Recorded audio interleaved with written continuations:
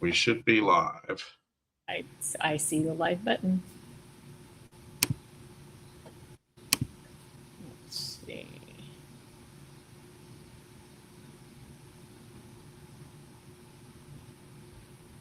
Okay. I see we're live on Facebook.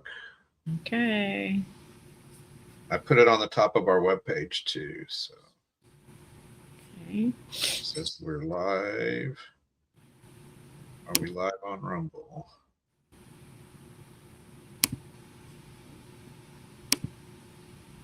Doesn't look like we're live on Rumble.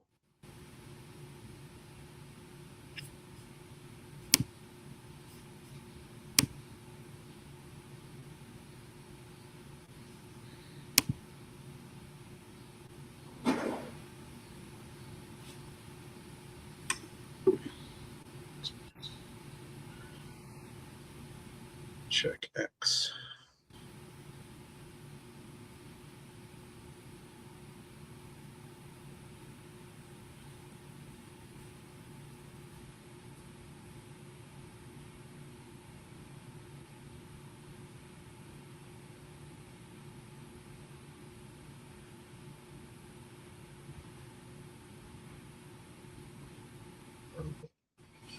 Live on X. Okay. I think we are now on Rumble, so we are completely live everywhere. Okay, let me see if I can share on my personal profile. Okay, let me see if I can share on my personal profile.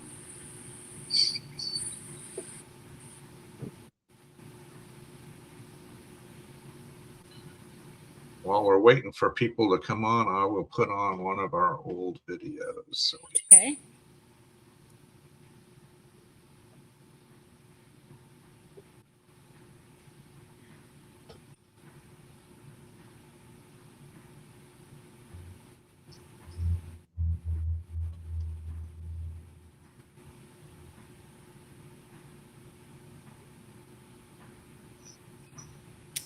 Okay, see that.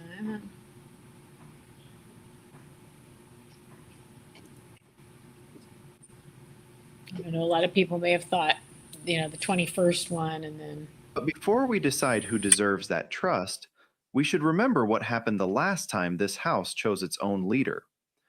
And before that, we should remember the That's a good one to play before the primary. Raise your right hand and repeat after me. I There's state your Sar. name. Do solemnly Hi, swear Sar. or affirm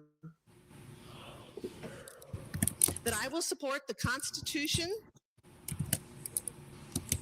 of the United States and of the state of Missouri, and will faithfully perform the duties of my office, and that I will not knowingly receive, directly or indirectly, any money or valuable thing for the performance or non-performance of any act or duty pertaining to my office other than compensation allowed by law. So help me God. Congratulations. That oath is not ceremonial. It is not a formality. It is a promise to the Constitution, to the office, and to the people of Missouri. So when representatives are given a choice between protecting the people's power or protecting the power structure in Jefferson City, that choice matters. On the first day of the 103rd General Assembly, the Missouri House had that choice. They had two very different visions placed before them. First, the nomination of John Patterson. Madam Speaker, I'm here to place in nomination Dr. Jonathan Patterson as the next Speaker of the Missouri House of Representatives. Proceed, sir. My first time meeting John Patterson was 2.5 years ago. We were playing in a golf tournament together, and he introduced himself to me as John. We had such a good time that day. We made some real lucky shots and really enjoyed each other's company. A couple of weeks later, I ran into a mutual friend, and the mutual friend said, John is still talking about that golf game that you guys had together. And I said, as much as we talked and as much fun as we had, I never asked him what he did for a living. I know he's too young to have retired. And she said, well, he's a doctor. And I said, you mean a educator of an administrator, a PhD of education? She said, no, he's a surgeon. And I said, well, he introduced himself to me as just John. And she said, yeah, that's what we all know him in the house. It's either John or JP. Right then and there, I knew this man had his feet firmly planted on the ground. I came to respect him so much when he became the floor leader. In the next 2 years, the talent that he had to keep all of us together and strive to move this state forward. Now, today, we have already elected a floor leader, Alex Riley Esquire, and Dr. John Patterson could be separated by birth. They all come from the same bolt of cloth. They understand power, but with power, they understand humility and kindness because they know, because their parents taught them, that being nice to people does not mean weakness. It doesn't cost anything to be nice. And these two men do that on a daily basis. And I respect both of them as leaders. I believe both of these gentlemen will take us to heights that we've never experienced in this state before. It's an honor and a privilege for me to stand before you and place a nomination, the next Speaker of the House, Dr. Jonathan Patterson. That was one vision. A speech about personality, relationships, humility, kindness, and keeping the House moving together. Then Representative Bryant Wolfen rose to nominate Justin Sparks. Before you hear the result, listen carefully to the difference. This was not just a nomination speech. It was a warning about where power had gone in the Missouri House. Away from the people, away from the individual members, and into the hands of leadership. For what purpose does the gentleman from St. Genevieve rise? Thank you, Madam Speaker. I rise to nominate the gentleman from St. Louis County of the 110th District for Speaker of the Missouri House of Representatives for the 103rd General Assembly. Proceed, gentlemen. Thank you, Madam Speaker. So I'd like to preface this nomination with a simple reminder of a fundamental truth, a truth that is enshrined in our very own Article 1, Section 1 of the Missouri Constitution, that all political power is vested in and derived from the people, that all government originates from the people, is founded upon their will only, and is instituted solely for the good of the whole. Madam Speaker, these words are just not mere rhetoric. They are the very foundation upon which our government rests. Yet we must ask ourselves, have we stayed true to this principle? Does the power truly remain with the people? The honest answer, Madam Speaker, no, it does not. Over time, power has steadily shifted away from the people and this body, concentrated instead in the hands of a few. Today, the Speaker holds a level of authority that would make even a monarch blush. This is not what self-government looks like. This is not what liberty demands. And this is not what our founders envisioned. Our founders understood the dangers of centralizing power. They knew that the closer the power is to the individual, the better it serves justice, liberty, and the public good as a whole. That wisdom, Madam Speaker, has been forgotten in this chamber. I don't know why on earth that we would allow this. The culture in this building discourages dissent and rewards obedience to leadership over the service to our constituents. From the very start, members are warned not to cross leadership if they want to be very effective. Don't we see an inherent problem with that, Madam Speaker? I don't think it should be this way. I did not come to Jefferson City to serve leadership. I came to Jefferson City to serve the people that sent me here. I also came to do what is right. It is not the Speaker or any other leadership figure who defines what is right and wrong. Right and wrong are determined by principles, not power. And the principle at stake today is whether or not we, as legislators, will reclaim the decentralized representative system that our founders intended, or whether we will continue to concentrate power in the hands of a few. Madam Speaker, there is one candidate in this race who recognizes the need, or that I'm nominating, that recognizes the need for bold reforms. Reforms that will restore the power back to this body, and by extension, back to the people. That candidate is the gentleman from the 110th District. But I must point out, I do not make this nomination lightly. For me, this is not about voting records, nor does it have anything to do with any public statements that have been made. That does not matter. My vote today is driven by a simple belief that Missouri needs change, and voting for that change is the right thing to do. So as I close, I want to leave you with this. Remember, right now, here in Missouri, we continue to pass bloated budgets. We take more money from Missourians than we ever have before. The size of our government continues to grow, and bureaucracy continues to run rampant. So as the saying goes, insanity is doing the same thing over and over, but expecting different results. So, Madam Speaker, I believe Missouri deserves better. I think this chamber deserves better. And for these reasons, I am honored to nominate for the office of Speaker of House of the great state of Missouri, the gentleman from St. Louis County, District 110. Thank you, Madam Speaker. Before we show you how they voted, ask yourself one question.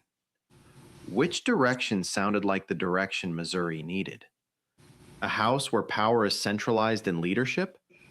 Or a house where power is returned to the representatives, and through them, back to the people? That was the question in front of them. But then something important happened. Representative Ashley Aune had been nominated as the Democratic candidate for Speaker. She declined the nomination and made clear she believed John Patterson would be a Speaker for the whole House. Listen to what that meant. Having worked with the gentleman from Jackson the past few years, I am confident that he will be a speaker for all 163 members of the House of Representatives. And even as he advances the agenda of his party, including things at his side of the room and the Missourians, or this side of the room and the Missourians that we represent will strenuously oppose, I know he will lead this chamber with integrity and a dedication to fairness and a respect for our institution and all of its members. I therefore decline the nomination. And with that, the choice became clear. The Democrats did not put up their own candidate. They lined up behind John Patterson. The establishment wing of the Republican majority lined up behind John Patterson. And the members who wanted to challenge the concentration of power in the House were left with one choice: stand or fold. Now listen to the vote. 152 to 10. The House Journal records the vote. The 10 who voted for Sparks were Christensen, Durnell, Elliott, Jordan, Self, Sparks, Titus, Whaley, Wolfen, Wright. Everyone else who voted chose Patterson. Representative Patterson was absent with leave from his own election vote. So remember what you just heard. Representative Wolfen laid out a choice: centralized power, bloated budgets, growing government, and obedience to leadership. Or a house where representatives reclaim their authority and serve the people who sent them there. After hearing that choice, only 10 members voted for that change. Some may say the others were being practical. Some may say they did not want to cross the man who was likely to become Speaker. Some may say they were worried about committee assignments, influence, or whether their bills would move. But that is exactly the point.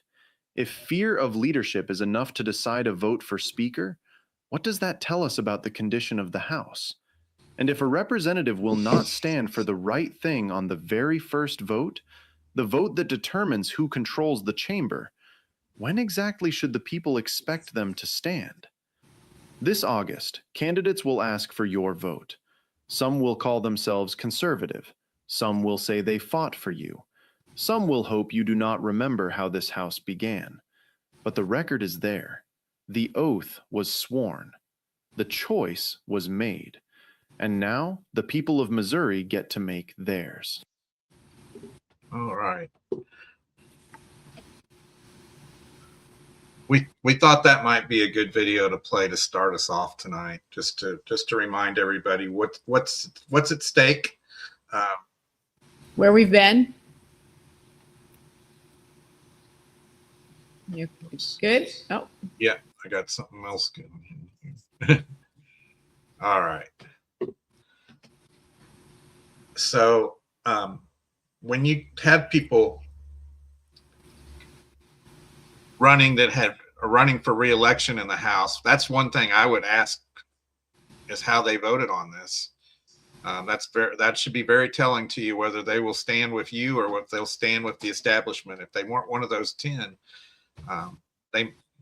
they chose. well, and even I'm going to call out Deanna Self because she's totally switched to the other side. So she stood, but she got weak, and then now she won't stand. So, and Justin Sparks, due to the consequences of all that, he ended up having to take a job in another area. So Yeah, but it's pretty brutal.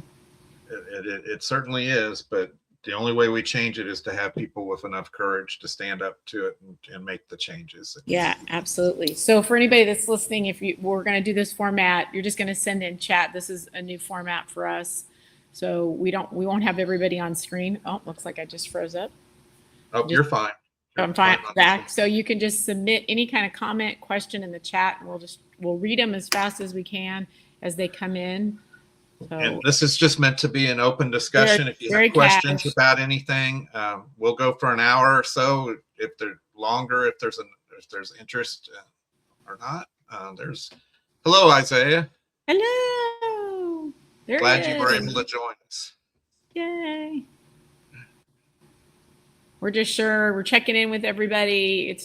We're down to those last 2 weeks before we get to vote. I don't know about all of you, but I know for us, it's been pretty stressful, and social media has been hard. People are becoming unkind and very aggressive, name calling and all of that, which to me, The really bad mailers are going out. yes, I got one of those today. Yep. So you're going to see, hi, Misty. Yeah, you're going to see a lot of the really bad flyers. I had somebody contact me about one because, of course, it was a really crazy claim about Tyler Burks. And I was like, wait a second. So I was able to go back and find out and then let that person know. I mean, he was on a 10-person board on campus, and, people didn't understand. They made it sound like the board made the decision for some adverse programs. But if you've ever been involved on college campuses like you have, Mike, and I have, students have a lot of power. So they're able to do pretty much whatever they want. They have student associations and they take the vote. And if they want to bring in LGBTQ, AI, Pride Parade, the students can do it. So there's not a lot, as long as, usually you just need a faculty member to say, yes, I support your activity, and they're good to go. So if you sit on a board with 10 people, yeah, I mean, chances are the students are going to get what they want. So it was a false flyer, but to the person who received it, who's a little bit older, they were really confused and very concerned, right? And that was unfortunate. So hopefully, I think Deanne's on there. Yeah, I see a lot of familiar faces jumping on. We sure appreciate you all getting on tonight. The Alley, Missouri Education Watch. I've seen you all on social media. We've been battling it out. Yeah. I appreciate reinforcements. we certainly do, especially that as the days go on and we get more and more tired from running around the state. We were okay. So we'll just share with the groups at John. So we had to go to. Well, first Mike told me we got to go to Dallas, Missouri. I go, okay. So we head off, and he's like, oh wait, it's not Dallas. It's actually Houston.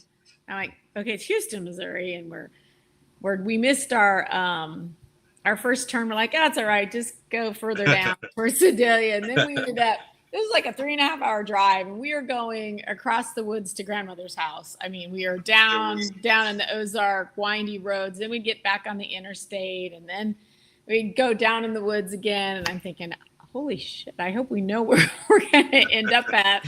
And we did. We got there, and it was great community, but it's probably, don't you think, probably our most, I wouldn't say hostile, but our most conflicted, right? Oh, I mean, yeah, conflicted group, I absolutely. think. So it was, Absolutely. they only wanted us to speak on A5. We weren't allowed to speak on any other amendment. We were the opposing side to A5, and then they had former Senator Koenig. He did his in favor of A5. So that was And of interesting. course, Missouri Promise was there to. Oh, yes, to- yes, to yes. bring. With all their literature and to, yeah. But I noticed he didn't say hi. He wasn't very friendly. Well, he did shake my hand, but he was kind of cornered into it. So. Yeah. I wasn't gonna shake mine. I must have been giving him the stand back vibe. But anyway, I think that crowd, they gave their presentation, and I just pretty much countered, and then we had questions, and the questions pretty much confirmed that crowd was pretty much against A5. I think you could Yes, I think it's pretty. All right, let's see. Isaiah, yeah, $10 million can buy a lot of nice literature. Yeah, true that. Yeah, there's been a lot of really, and the bummer about it is it doesn't even burn very well because it's kind of slick. It's glossy. I wish they'd just make them matte because then I could just save them in a box and burn them in the fire. in the winter, at least I get some. Yeah, use some kindling, get some, repurpose it. I might suggest that. Do you think you guys can do matte next year? Just make it cardboard stock. That way I can burn it.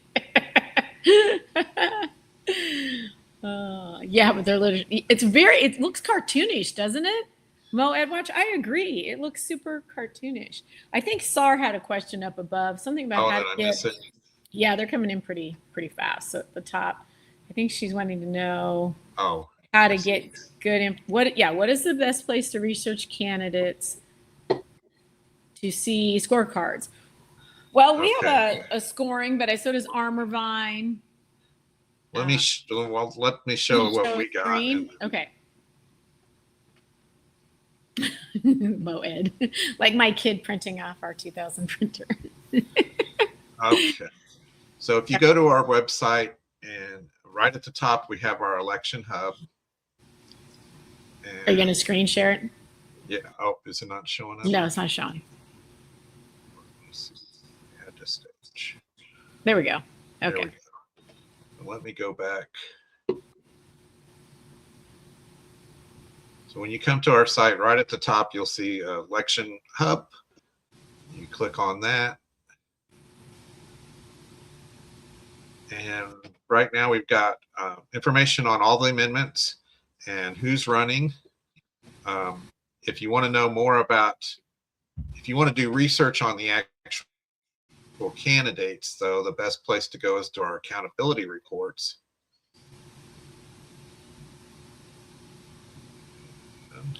I hear you, All American Girl. There we have our grade card. Yep. And we'll tell you how we calculate our scorecard, I guess you'd call it. We really call it our grade card. And then you can look through and find your rep and find reps that you're looking for and see how they scored for the House and for the Senate. I think the best thing is probably we have other things too. We've got you cut out there a little bit, Amy.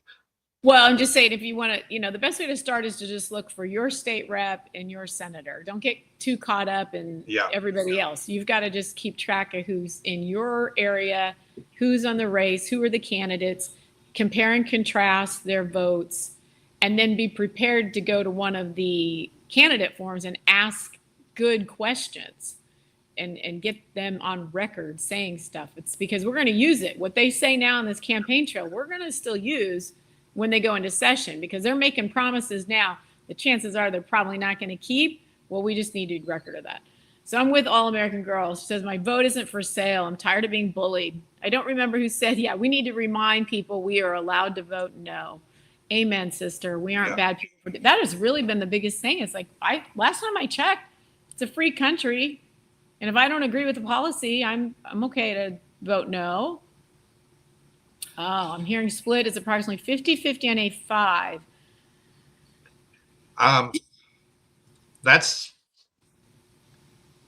I know there was some polling data that's been released from Missouri Scout that shows that it's like 45% to 40% with some undecided. Pretty high amount of undecided. But that's not what we're seeing. I mean, at the event we were at, I bet it was 90 to 10. People are just not buying it. I talked to a rep that was at the meeting that we were at. He said he's been going to lots of events, and he told me he thought it was 70-30 at best. And he said if they get 30% in voting for this Amendment 5, he would be shocked. Yeah, that's from a current seated rep. So yeah, he's not, and the groups we've talked to, people just aren't buying it. I mean, and I don't know, they may say they are, if Missouri Promise is standing in front of them, they may be like, oh yeah, sure, because they're intimidated or afraid to say no, because I think there's been so much bullying about it. What we definitely need is everybody to tell their neighbors, your coworkers, when you're at church, even you're at the grocery store, talk to people about it, because there are a lot of people that the only information they're going to get is from these commercials that are telling them that if you vote for this, you're going to get not only your income tax is going to go away, but you're going to get property tax will go away, and you're going to get, the average family will get $3,000 a year. I mean, they're offering everything but the kitchen sink. And yeah, I think it's if you're on the shy side, just the easiest way to say is just, hey, I'm going to vote on August 4th. What do you think about that new tax amendment? A lot of people, you'll be surprised at how many be like, oh, I know, I've been thinking about that too. What do you think? It's a really easy conversation. And just keep in mind, they have a right to vote whatever way. And yeah, I hear I'm willing to listen, but I'm not willing to get beat up. No, and it shouldn't be about that. I mean, you can definitely push them to our website and see, they can look at or any of our videos, or anything, or I mean, they could message to, readily available. Yeah, so I'm not feeling anywhere close to 50-50.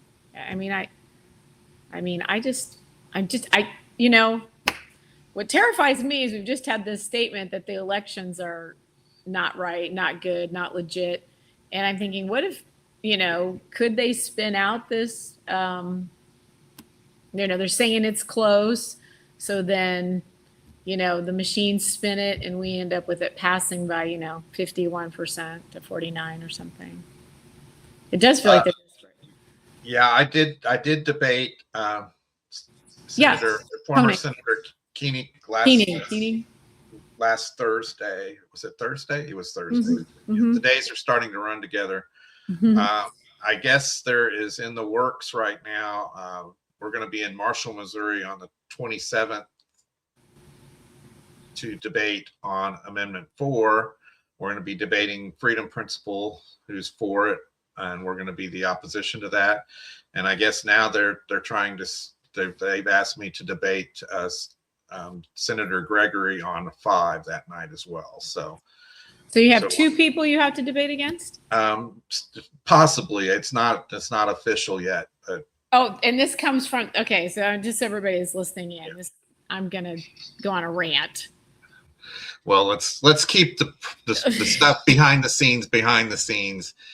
Why? Because some of that's, let's not embarrass our hosts on that. So he's too kind. He's too kind. Listen. Okay, let's just talk about debates. All right, it's Curtis Gregory. Okay, courtesy, but let's Curtis Gregory. Well, let's talk about debates, because this seems to be a problem. First of all, you get groups that say, "Well, I want to debate," and then they don't know the rules of debating. It should be fair.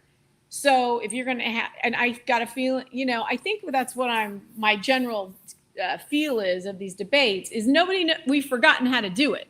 Like you don't. Oh, yeah, perfect example. Okay, let's talk about Houston. So the guy that hosted, they said, okay, we're going to flip a coin. And you said, great, go ahead, flip a coin. You flip a coin, and what happened? You called it. You said heads. I called heads. It was heads. And immediately Keddick said, well, then you're going first. He said, we're flipping to go first. And I said, no, we're flipping to see who gets to choose. And I choose to go go You last. flip to see who gets to choose, and then you get to go. So so there's that element. There's also the equal amount of time. I mean, you can't so you can't stack up, 6-4 and then have 2 against, and then just give the 2 against 15 minutes when they've had to sit here and listen to 6-4 at 15 minutes each. You should allocate a little extra time to the two, Well, outliers. And honestly, I believe when you're talking about candidates, I think it's great to do the coin toss between 2 candidates to see who goes first and who goes second.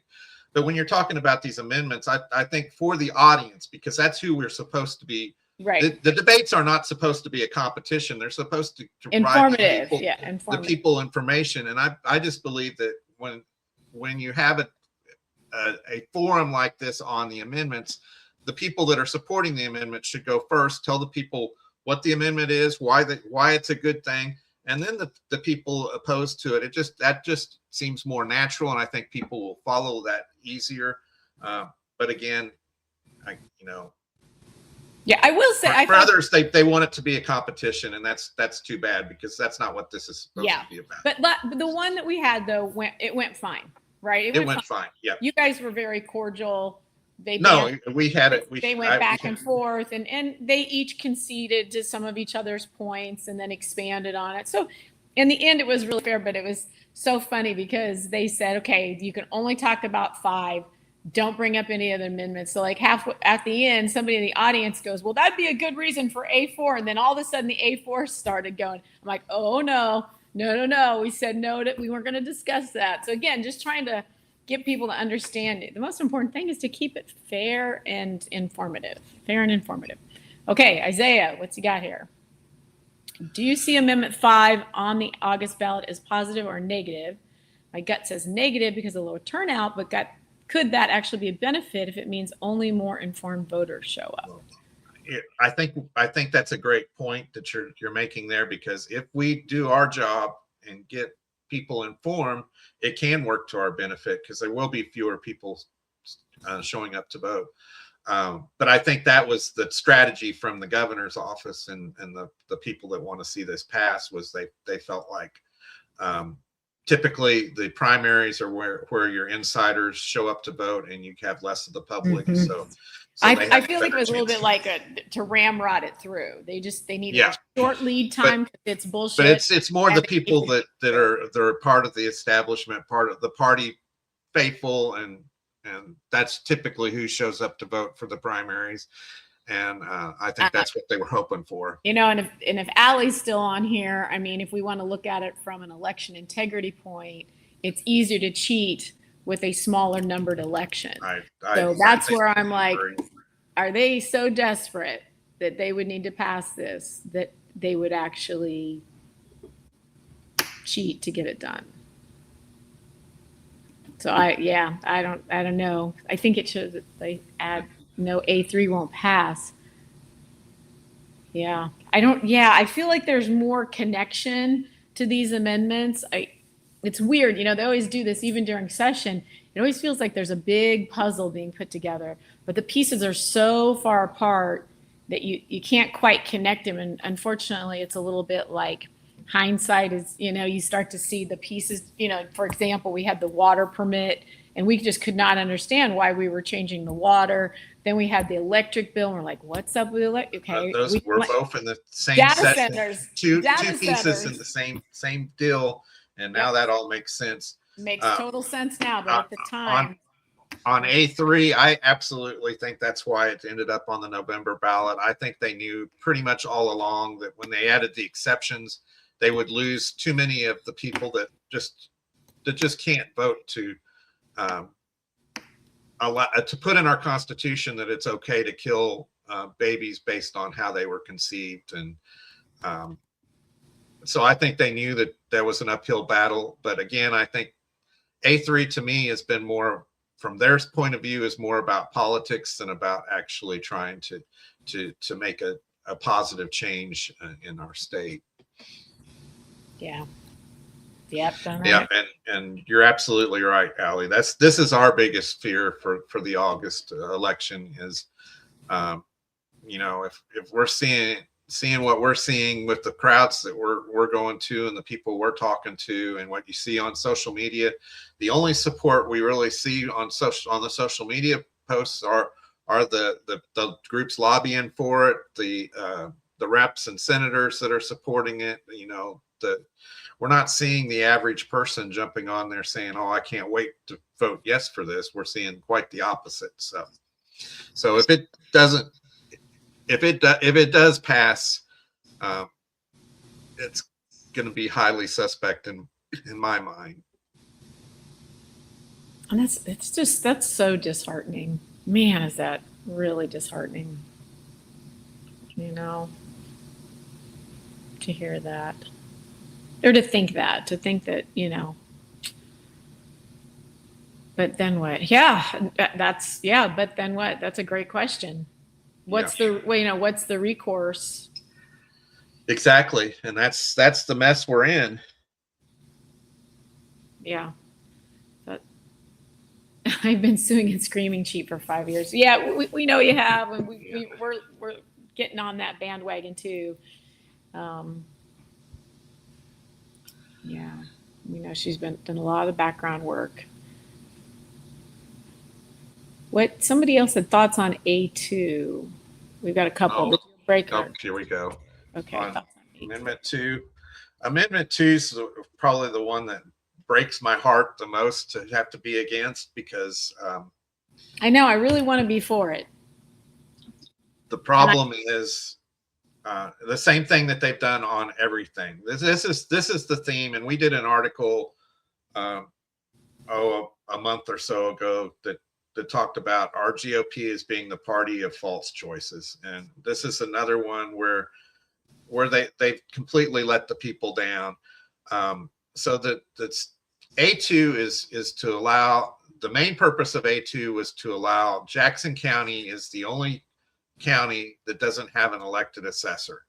And they wanted to change that. They actually voted themselves as a county like 80% to 20% to change it. But because a decade or two ago, they put in our Constitution a formula that only referred to Jackson County, but didn't do so by name, by population and by size, and said that county would not have an elected assessor. And that was in our Constitution. And the good part of A2 removes that from the Constitution so that the people of Jackson County then can elect their assessor, because their election was thrown out because the judge said, well, you can't override the Constitution. The problem is, before that SJR got completely passed in the Senate, our supermajority allowed a Democrat to get up and add this education clause on it that would allow, it's kind of a blank check, and that's the problem we have with it. And our fear is that this educating clause would allow all the charter counties would have to follow the state tax commission's guidance on educating their assessors. So for one thing, it's taking power away from the counties and away from the elected assessors. And the big concern, though, is that our tax commission's wanting to go to these AI generated assessments, and that's what caused all the problems in Jackson County to begin with. So are we opening ourselves up, especially seeing that it came from a Democrat that put this on here? Is it a poison pill that they put on there to eventually do to all the charter counties what they did to Jackson County? And again, it's a heartbreaking vote to do, but it's, you know, do you take that chance and give them that blank check again? And I don't trust any of them up there. But again, we might have been there that day. The supermajority allowed the senator to put on that amendment, and they didn't fight it. At all. They just said all they had to do is this, and it might have been even. It would probably. So here's what happened a lot on those. When you go to watch the Senate, because we were up there a lot. We were actually in the Senate hall more than Senator Rick Bratton this term.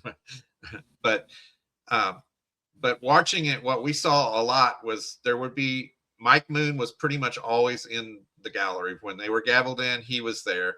Joe Nicola was there, probably the second most. But then the rest, there'd be maybe one other Republican that would rotate around in there, but most of the time it was the Democrats there.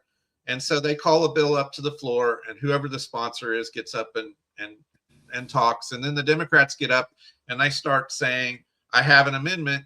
And you know what? It's usually a voice vote, and they're all sitting there. So when they do the yays and they yell yay, it gets added because our guys are back in their offices. They're not there. They're not there. So I don't remember for sure if that's how this one got added, but it doesn't matter. They could have stopped it is the point. They should have stopped it, and they should have given us a clean amendment, especially when you're talking about the Constitution. You should have a clean amendment. Well, okay. So question is, what conditional provision currently carved out Jackson County? Do you know the number on that? I don't have it in front of me. But And does A2 require all assessors statewide and charter counties require the training by an NGO? Yeah, that's the thing I didn't like. well, about we it. don't know that it's necessarily an NGO, but it's Well, but it's- it's required, and it will be in the Constitution. And I don't think it'll it be in the belongs. Constitution, and it's up to the state tax commission, which they could pick an NGO and probably would. We probably know which one Yeah, they're going to so- pick. The International Association of Assessors is the one that they've been using for everything else. So that's probably where it will come from. And that group is all about DEI in assessments. Global, you have, New yeah. World Order, all that. I mean, good it's stuff. a- So yeah, that's the part I feel bad for Jackson, like Dan just said, but again, it's time for us to start saying no to these things. Send it back. It doesn't mean it's the end of the road for this. They can go back and do it right again, and that's up to us to tell them no first, and then get on them to do it the right way. I think that's kind of the overarching thing I've noticed this season is there's this being forced to accept mediocre legislation. Well, and if you and- don't, you've somehow betrayed the party. And sometimes it's worse than mediocre. Sometimes it's Just bad. It's just right. But you know what I mean? I feel like I think, and that's where we're at is we have we've decided, Act for Missouri has decided, we're just not going to accept my favorite analogy, a poop brownie. We're just not going to do it. Everybody's got to make up their own mind how much you want to accept, how much poop you want to have in your brownie. Some of you might like a lot, some of you might like a little. I'm for none. My threshold is none. So, None. So and again, why are we? This is a great one here. yeah, Why are we settling for it? Well, again, we have a super majority in both chambers.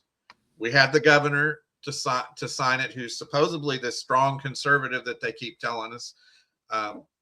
There's no excuse for it. So There's we're not sure, and I've always compared to like kids that have, they've ran rampant, they've done their thing, they've played their games up there. And well, now mom and dads are saying, no more. We're not going to tolerate this anymore. Man, are they screaming. So it's and that's just, I'm done settling. So I'm really done with that. So, and everybody's got to decide where their limits are at. But for us, and that's kind of how we base stuff is this the best we can do? If it's not, we wanted to go back. We wanted to do better. And we don't base our decisions on what we support and what we don't support based on how anybody else is voting. We're not doing it based on what the party says. We're trying to do it based on, is it constitutional? Is it, is it good for the people of Missouri too? And if it's not, then we're just not willing to compromise on those. Yeah, I'm totally with you. Yes, we have to. Yeah, we do. I think we need better boundaries. But we as citizens, kind of going with Mike's book, Keeping the Republic, there are things we need to learn. We need to know how to do better. We need to understand. Yeah, we need to set those boundaries. And, I guess it's like, what do you call it? Tough love. Yeah, right. Stop being socialist. I've never been called a socialist so much in my life as I have the last 4 weeks. It's been crazy. I know, and it's so funny. It's just so funny. Yeah, it makes zero sense. Yeah. Yeah, I know. We're all kind of puzzled by that. But, I think, like I said, I think our, super majorities, I don't know. Sometimes I just like, it's a big uniparty. It's more corrupt than I ever imagined, and we're all screwed.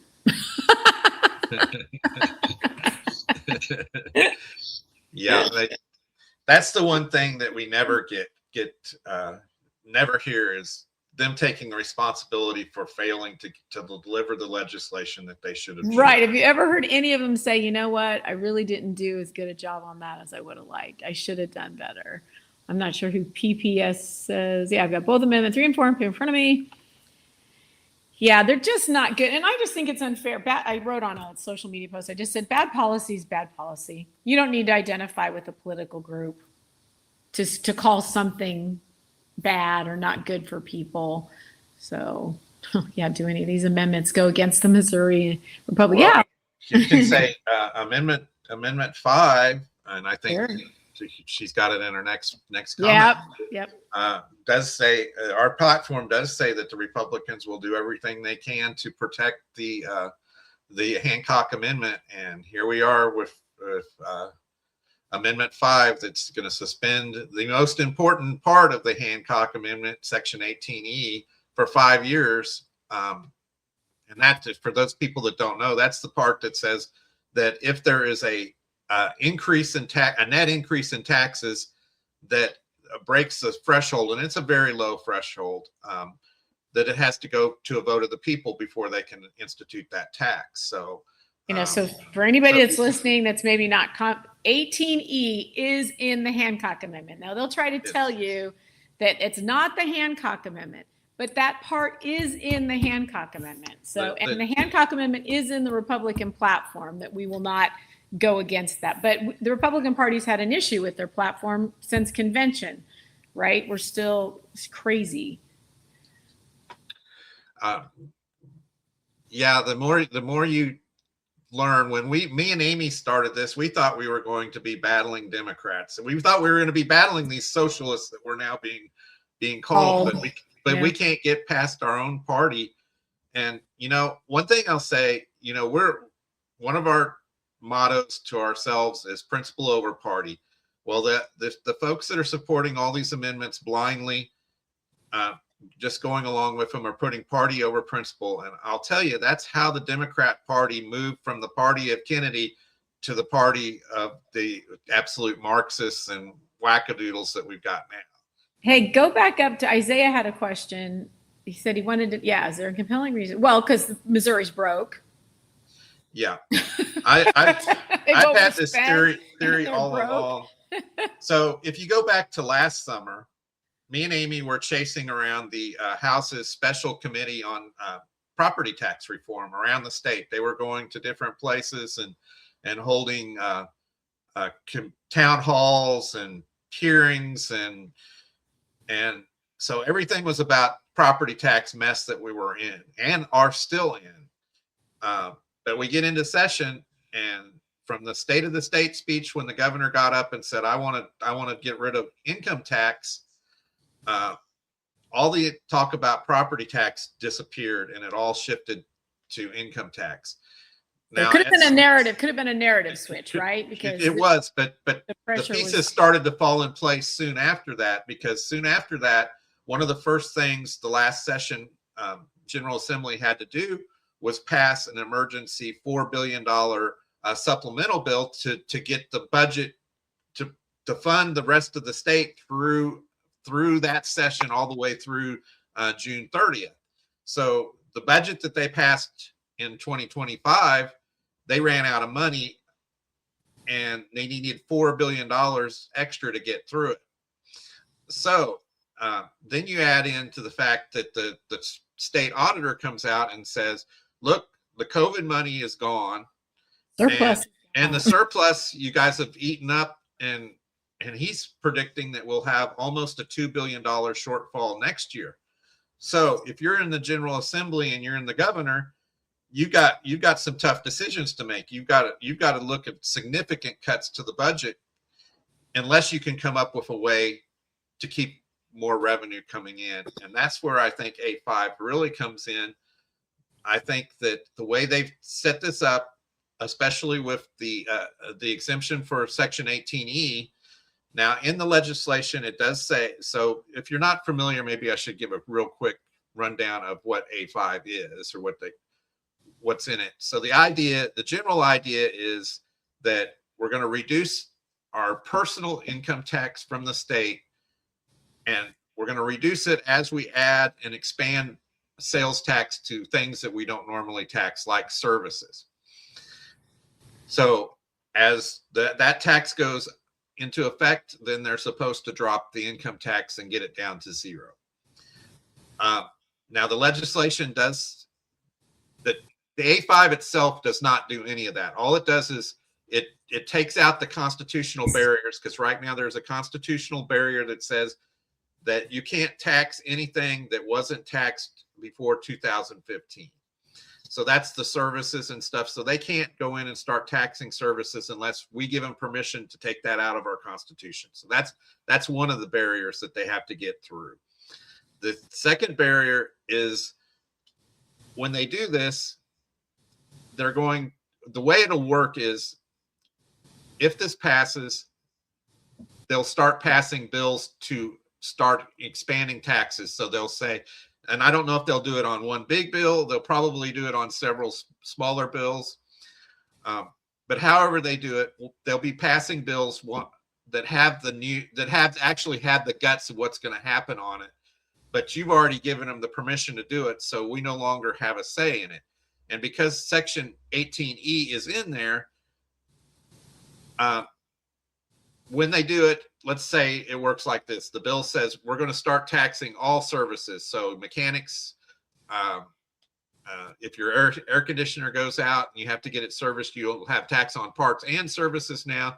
You'll have tax. It could be on anything. There's nothing excluded except marijuana in the bill. So when you hear them say that other things are not included, that's not true. The only exclusions are for marijuana in the bill right now. So I'm going to, all right, are you good? Okay, go ahead. Okay. Well, SAR had a question because I think it had to relate to Amendment 4, because the claim for Amendment 4, it's up a little bit further. Amendment 4 is that the reason IP reform, it's okay that the legislation has a lower bar, is because they have such a great, competent vetting process, right? They'll tell you that they really hammer out the details of this, and they are representing you, and they talk about it. So the very bill, Amendment 4, that they're claiming they do such a fine job, they had no floor debate. Let's ask this in the chat. How long do you think it took them to get Amendment 4 from the time it was filed in the House to the governor's desk? To the governor's desk, to the Secretary of State's office to be put on the ballot. So take a guess in the thread. How long do you think it took for A4 to make it from proposal to the floor to the governor, Secretary of State? Anybody got a guess? We'll see if anybody has any idea, and we can come back to it. We can see if anybody doesn't look like it. So I will tell you, it was 9 days. It took them 9 days from the moment the bill was first introduced, filed, passed the House, and when it went to the Senate, they did not allow any debate. So Isaiah said 3 months, 9 days.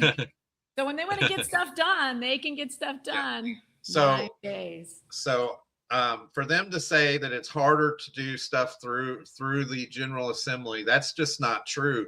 And the big thing to worry about with Amendment 4 is if it passes, it completely shuts out the people, because right now their complaint is that, well, St. Louis or Kansas City or those two together can put something through into our Constitution without the rest of the state. And yes, that's true. We need to fix that. But what this does, when you go to all 8 congressional districts happening to pass for it, it does just the opposite. It makes sure that only one of those, St. Louis, if they vote against something that, say, us conservatives put something on the Constitution, St. Louis has a veto. Kansas City has a veto. It only takes one of them to do it, where now it probably takes both of them Well, and the be- threshold for that congressional district is only what, 51%, right?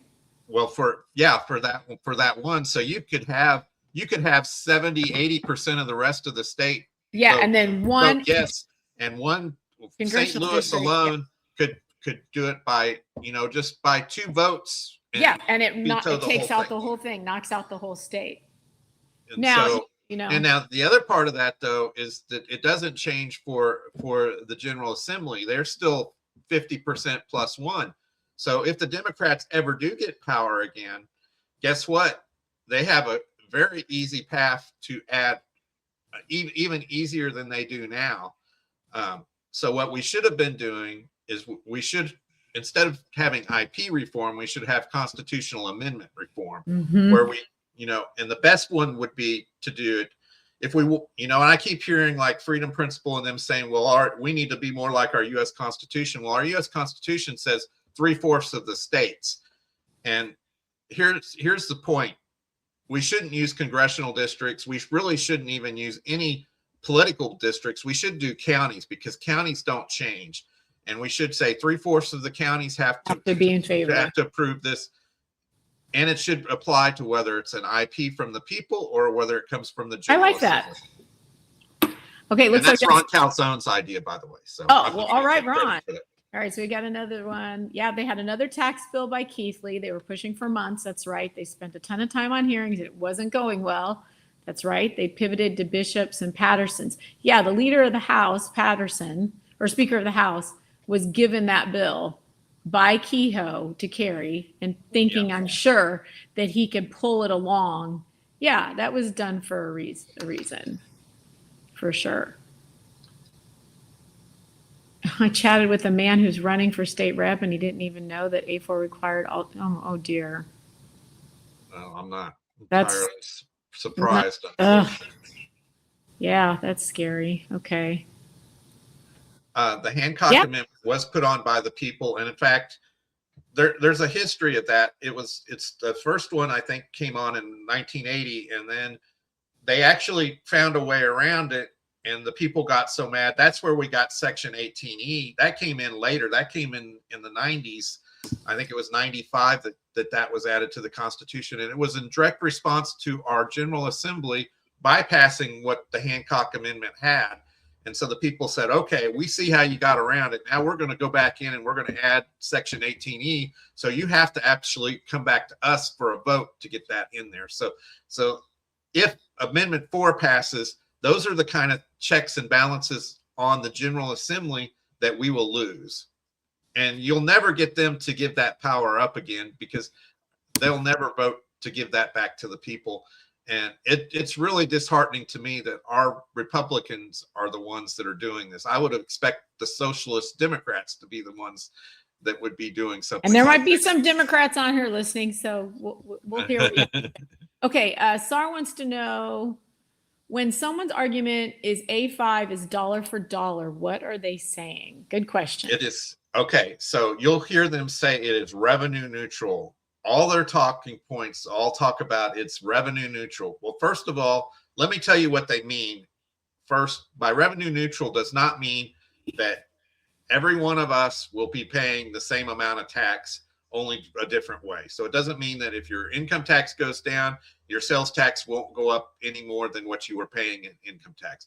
Revenue neutral means revenue neutral for the state. It means that they have to bring in the same amount of money as they were before. Now, that's revenue neutral, though, is nowhere. That word is not that phrase is not anywhere in the amendment itself. If you pull up the amendment and search through it, you will not find it. What you will see is substantially equal. Substantially equal is a legal term. And here's the kicker. In the amendment themselves, they get to define those in the bills that they'll write in the future. So they get, wait, hold on. They get to define substantially equal. Substantially equal, and yeah. they get to define what constitutes, because the way the language is written in the bill, and actually, let me just pull that up here. I think this is really important because we really dug into this one a lot. So what they're going to tell you is revenue neutral. Well, No, the language isn't in there, but the concept is. That's what they're saying. The concept is. And that's how they're when you say, well, that wording's not in there. Yeah, well, the concept is we don't need to have the actual word in there. So just so you know what they're saying. I'm gonna And then try the to pull action, this. then the substantially equal, that substantially before the word equal negates the equal part. So it's substantial. It's in relation to whatever criteria. So there's a chance that their idea of substantial or their idea of equal is substantial. It could be a Okay. portion of equal. That's So all fine. it says the phrase "for the purpose of reducing and eliminating the state individual income tax and reducing local taxes with respect to legislation enacted by the General Assembly" means that the legislation expressly states the General Assembly's finding that such legislation will directly lead to the reduction and elimination. So that there is legalese of telling you they get to define even what qualifies as reducing or eliminating income tax. Or yes, what substantial. So really, when they say this is a framework, it really is, and we don't get to see anything until we pass this and they start passing the bills that implement that. And here's the problem: if they had left Section 18E out of this, if they hadn't made that exception for 5 years, it would have actually been better, because then they would have had to put these bills out and they'd said, okay, you passed the amendment, so here's our first crack at this, and we want to add taxes to services A, B, C, and D at these rates. And then it would go back to the people. We would get to vote on it and say, okay, we want to do that. We'll swap those taxes for reducing the income tax, or we say, no, we don't want to reduce that. But because they put that exception for 18E in there, we don't get that right anymore. We just have to accept whatever they end up passing and the governor ends up signing. And if it ends up being a mess, think about this too, because it's in our Constitution, it's going to be very difficult to fix. Well, And and I wanna point- if I IP wanna- reform comes in, citizens won't be able to touch it. If Amendment 4 passes and this passes and it ends up being a disaster like it was in Kansas, and I want to point this out too, Kansas, the people that are responsible, that are pushing this, are Grover Norquist, are AFP, are ALEC, these same groups that are behind this push in Missouri were also the ones that pushed it into Kansas. And Kansas was such an absolute disaster. Just ask some of your neighbors in Kansas that have lived there for 10 or 15 years what they went through trying to get fixed. They're still recovering from the mess that they made there. Now the people here are saying, well, we're doing it a different way here, but they were just as confident that they had it right for the people of Kansas as they are for us here. And then if this gets in our Constitution, getting it out, especially if A4 passes, we'll have to depend on them to go back and fix this. And Yeah, that's so I just want to tell SAR, so yes, you are debating correctly. Revenue neutral isn't substantially equal. She also mentioned that Missouri Rhino Watch has a good video explaining this. Yeah, and issue with more resources. Go. Missouri Rhino Watch has been doing an awesome job. he's done an excellent job. We on this. appreciate the help getting the word out. Very helpful. Yep, substantially equals Yep. just ambiguous legal jargon. And again, they will define that in the legislation as Yep. they pass it. So that's something that will give them legs when it goes to the court. If they say substantially equal shall be, and I looked at some legal precedent on that, and it could be 85%. There's cases where substantially equal, the court agreed that 85% was substantially equal. So Open to, yeah, and so, that's right, Missouri Ed Watch. Anything passed by MOLEG in those 5 years will be in our Constitution and can only be overturned by a vote of the people. Yeah. Yeah. I mean, I think anytime we're looking at a constitutional amendment, we need to be really thoughtful about that. I mean, yeah, really thoughtful. absolutely. I think the last 2 years, as I've become more knowledgeable, I've just said, you know what? I just vote no on constitutional amendments. If it can be in statute, it belongs there. and it doesn't belong in the. And here's another thing to consider on A5, because when would you ever put into your constitution something that had time frames, that had start dates and expiration dates? Would you, I mean, can you imagine that in any other place in our national constitution or our state constitution that said, well, this right only runs from this to this, and you know, Well, we're going to set aside this. yeah, or we're gonna suspend. I mean, imagine if, okay, We're going to so suspend Ron, the First Amendment for just a yeah, couple well, of Ron years. Calzone makes the point on this, and I think this was a brilliant point that he made the other day on the Rob Carter show. He said there are two ways. There's two protections for the citizens. Yeah, I loved it. For an out of control government. One of them is to be able to modify your constitution. Yep, petition. So our initiative petition. So if A4 passes and we lose that, there's only one other option we have, and that is the Second Amendment. So can you imagine saying in the Second Amendment, for 5 years, we're going to suspend our Second Amendment rights and let Congress do whatever they want for 5 years and trust them that they'll do the right thing that won't hurt us. And you know, I just don't think anybody would ever agree to do that. And that's kind of where we're at with this November vote, or this August vote, actually, on these. If you put them together, we're giving up our right to petition our government, or to actually correct our government. I was going to say, try to correct. And yeah, we agree. We've seen enough too. Billy, I'm not sure what Billy's saying. You cannot stop progress. You might need to expand on that a little bit. What is cheaper, citizen-led or a special interest getting MoLeg to put it on the ballot? And then without a state dollars, like behind MoLeg's amendment for A5, A4 doesn't stop out of state money. Yeah. So if A4 does pass, all those out-of-state billionaires that they're scaring you about, they aren't going away. They will hire They're more not. lobbyists. They're not. That's not They're going not going to go away. They're stuck going to say, well, I guess we can't do anything in Missouri anymore. No, they'll go and hire lobbyists there. They'll go and run money against Republicans to get people that will do their bidding in the House. Yeah, and they're it'll just actually gonna be cheaper and easier for them. So I wouldn't be surprised if they aren't actually supportive of right, because this you can just go directly to the politician. I mean, you just it's a lobbyist, or it's no. MoEd Watch, I agree. Let's see. What are some other questions that you may know the answers to, but that some viewing tonight may not feel comfortable? Oh, that's good. That's a good question. Yeah. Or special interest. Yeah, it's probably way cheaper. Yeah. Yeah, that's a good one too. The Constitution is a document that limits the powers and authorities of the governing body. The Constitution should never be used to limit the power. And that's an excellent point, and one that this is very different what they're asking in Amendment 5 to suspend our rights. And it actually, I mean, they keep talking about these special interest loopholes that are preventing modernizing the tax, is some of the terminology I've heard say.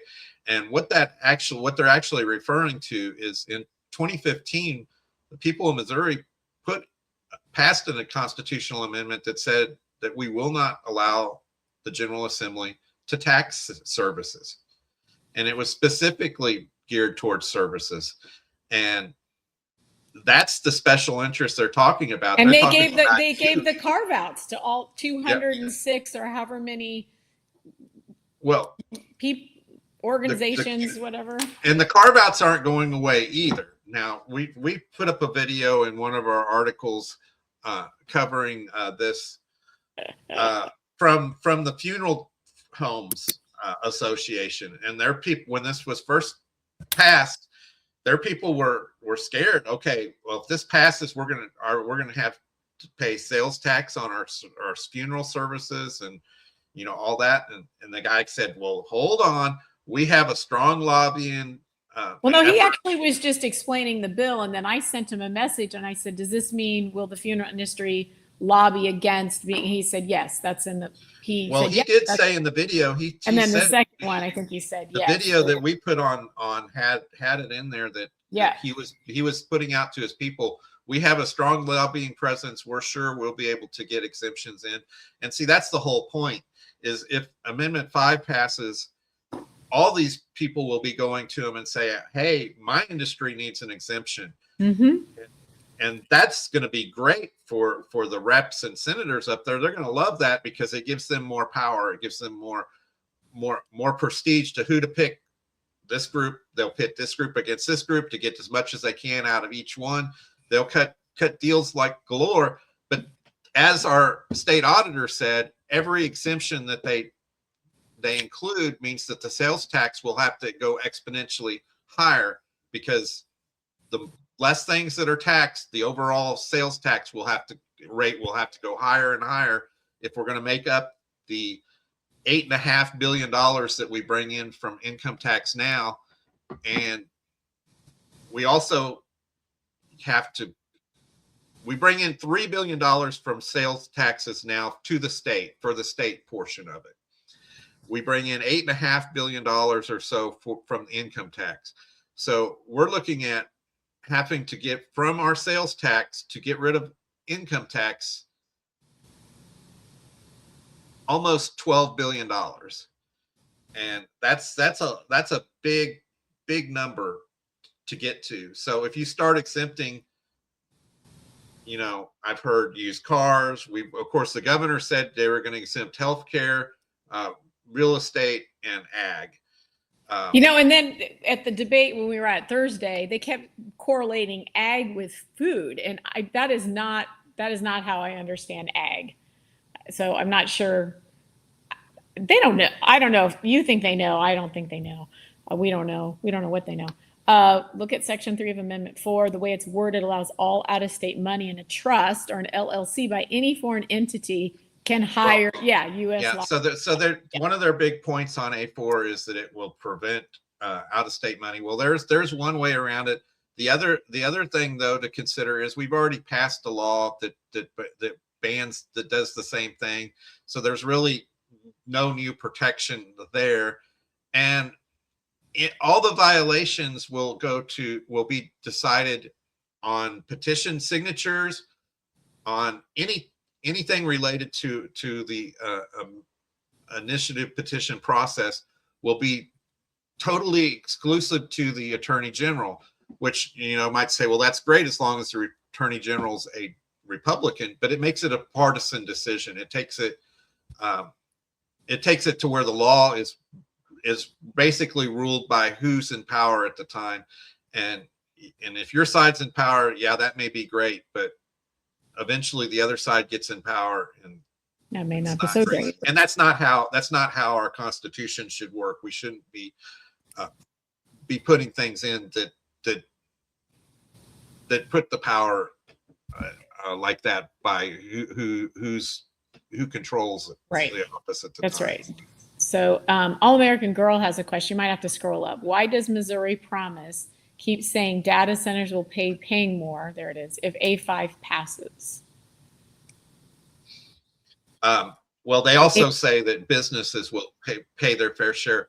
A5 has nothing to do with the corporate tax rate. I guess the only way that it could possibly affect data centers is that if one of them is housing the streaming service and streaming services start to get taxed, I guess that's potentially a way they could pay more, but it's not going to be at the level that's going to make a difference. And given that they've given these data centers 20-year tax abatements for property tax, I imagine they would also give them exemptions for sales and use taxes too, to get them to move here. They seem willing to give them anything and give us nothing. So, Right. Okay. I think can you see SAR's question? She said, example of something, there you go. If A4 passes. I hear it, let's say 94% of the state passes something. If excess county doesn't pass it, it overrides everyone. Yes. I think Yes, she's that's what we about the- that's what we were talking about earlier. So right now it's based on the number of congressional districts. So right now we have 8 congressional districts. Now that can change when we have the census in a few years. They may come back and say we have 7 congressional districts going forward, or they may give us more. But the point is, all of them have to pass an initiative petition amendment that's put on by the people. So again, our example is, you could have 7 of them pass it by 80% or more in those 7 districts, but St. Louis County or the St. Congressional- Louis district congressional number one, district, yeah. district number 1, I believe it is. They could vote. They could vote no, or they could get 49% for it and 51% against it, And the it- whole it thing fails. It vetoes it for the whole state. That's why it effectively kills any chance of the people ever getting anything through, even something that we would need to get through that 90% of the state could agree on, and it could still fail. And that's just too high of a threshold. And again, it doesn't apply to the General Assembly. So we're just basically shut out of the process at that point. Yeah. And so, but isn't the 4A4 saying that, well, if we don't do this, then we're going to see all of these, they say that the marijuana got in because of that, the system that we have, and Well, and under whose watch did all these things happen? right. That's where we I mean, keep that's going back. that's to my point on that. Our Missouri GOP dropped the ball on these and didn't mount an effort to stop them. And we've been working on getting reforms done to make it hard, because we don't IP disagree. reform's been going for what, 9 years? At least I think Ron Calzoun, I think, will tell you it's been going back to 2008 that he's been trying to make these changes. We do need initiative petition reform. It does need to be more fair. I think we need to word it, though, congressional amendment reform, because it Okay. needs to apply to both, because it's Yep. not really the initiative petition process is not really the problem. It's the problem of how it gets added to our Constitution. Okay. And that's where I think we need to do something like, I would say 2/3 or 3/4 of the counties have to vote in favor of an amendment to get it on, regardless of whether it comes from the people or it comes from the General Assembly. I'm laughing because I like Charles's comment. IP should be weighted by IQ. Is that Lindbergh, as in the Lindbergh flight that went over the Atlantic with the kids? IQ is seriously lacking in our process, for sure. Yeah, so 60% would be good. Yeah, we definitely need more than a simple, majority, for sure. Yeah, Hancock Amendment would have failed by this A4 standard. That's right. It's a blatant lie. Data centers don't sell you anything. Yep. And I think that's the first thing they're probably going to go after is streaming. So that'll be interesting. Ooh, what is this? Missouri exempts state and local sale and use on sales of farm machinery, ag equipment, and related repair parts, supplies, and lubricant. Okay. Yeah, a farmer asked that question. Yeah, we on actually had Thursday. this come up Yeah. at our debate the other night. But when you say Missouri exempts, meaning the statutes exempt that. Well, this is exactly the kind of exemption. But that they they're can talking- change that, right? Yeah. So this would be something that they It's going might to have look to be at. negotiated, right? And Yeah. so whoever represents the farmers, I don't know if it's the Farm Bureau or whatever, would go back to the negotiating table and say, okay, listen, we're not going to tolerate this. But see, I think the next point here is what they're getting at.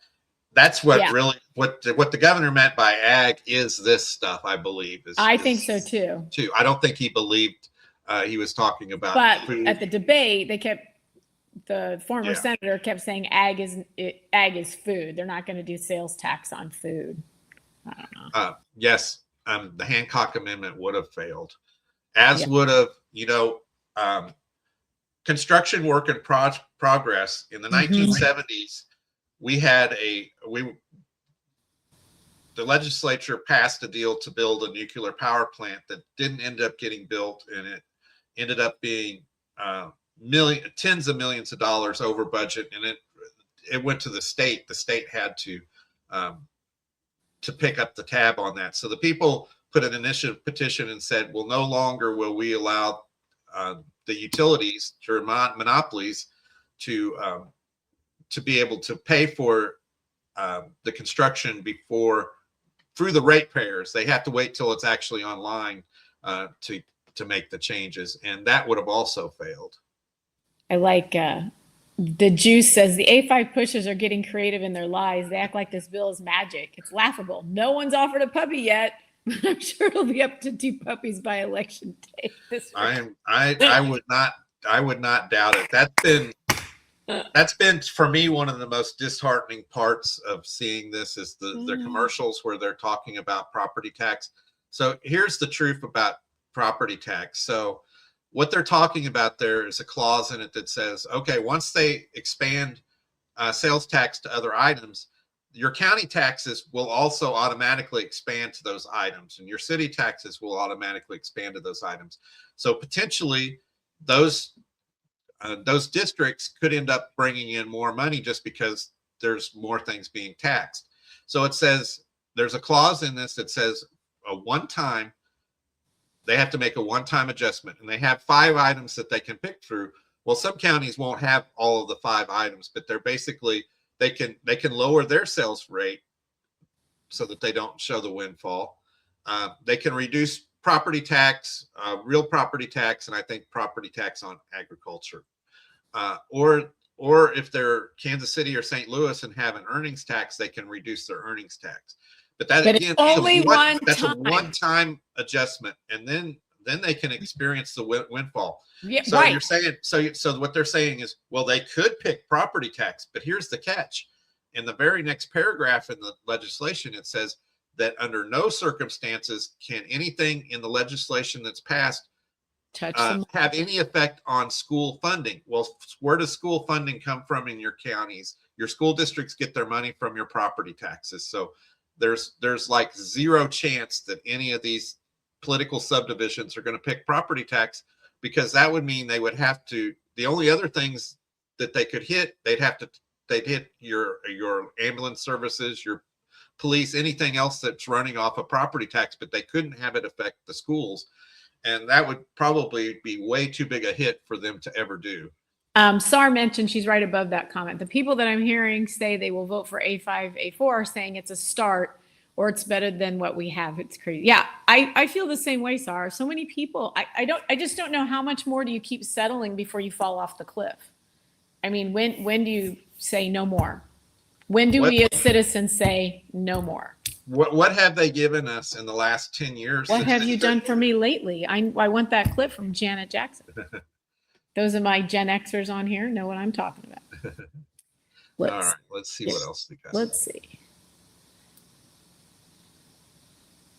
Yeah, that All-American Girl, one of the fear tactics. And I was so upset by this because we were in Pettis County and a senior citizen, she's like, she got the flyer and she was genuinely scared. She's like, they're going to take away my home. And I said, what are you talking about? And she's like, well, I'm afraid they said that if we don't pass this A5, that I'm going to lose my home. That's disgusting. They should be ashamed that if Republicans or Republican money of any kind put that out, shame. Where's that video? Where's our clip? That'd be a perfect time for it. Here we go. This is what I think about that flyer to scare senior citizens that they're going to lose their home. Shame, shame, shame. Shame on you. Yes, shame on them. Shame.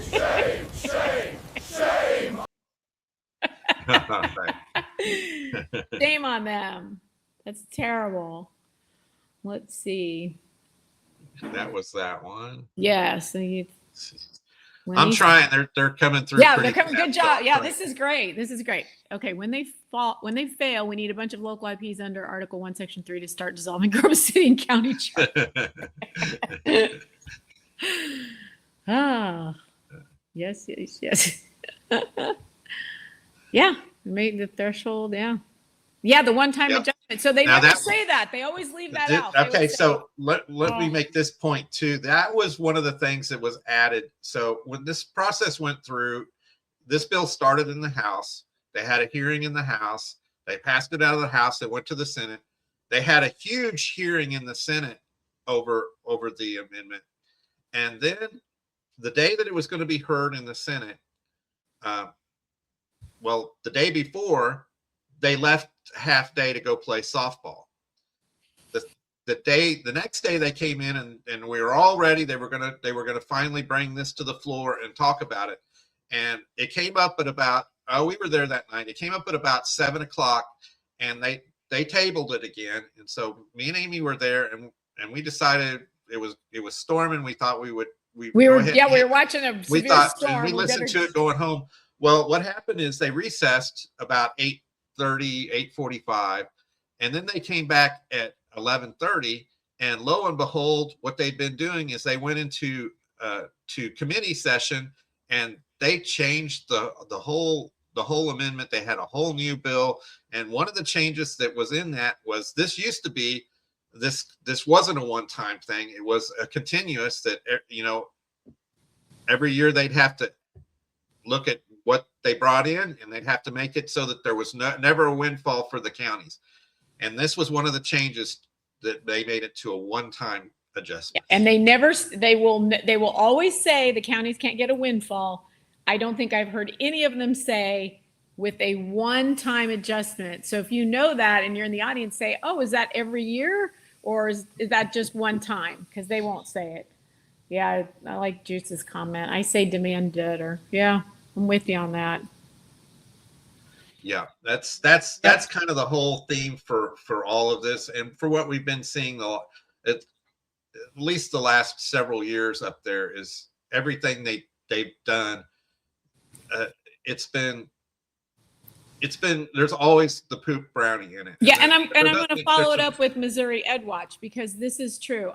So we've had conversations with Democrats. Of course, they kind of want to lean on the Republicans. I'm like, listen, I've been there when you need to be watching your own people. Because if you think they aren't doing the same shenanigans that our people are doing, you're mistaken because I've seen it. I will tell you that when the Senate pulled the shenanigans at 11:30 at night and brought the new bill up, the Democrats sat. They didn't filibuster. No. And the House Democrats were furious when they yes, had their they press were. They called conference. them out. Yeah. They called them out and said, "What happened? You were supposed to hold the line on this." Mm-hmm. And it's not that our side couldn't overcome the filibuster. They had the votes. It's been made much harder for them to overcome. But yeah, I mean, for the Democrats that are mad about because I think the one thing about A5 is it's universal. It's not a partisan issue. Everybody hates it except for the ruling class. So when the Democrats are all yelling at the Republicans, they should also know that their Democrat senators failed them on that because they could have held the line, they could have held the floor. And we've seen them hold the floor. Oh, they've held the floor. Much lesser items than that. That the Democrats don't have any power and they haven't been doing. I've sat there for hours and watched them hold the floor when they want to. Yes, perfect. Yes, we definitely amendments should be damn near perfect. I agree. And then Mo EdWatch, Tony Lutemeyer said in the press conference that they got the Dems to stand down. So what did they give away to the Dems? Yeah, great question. A lot of what they gave away to them is what we saw the rest of the session. Yeah. You'd see.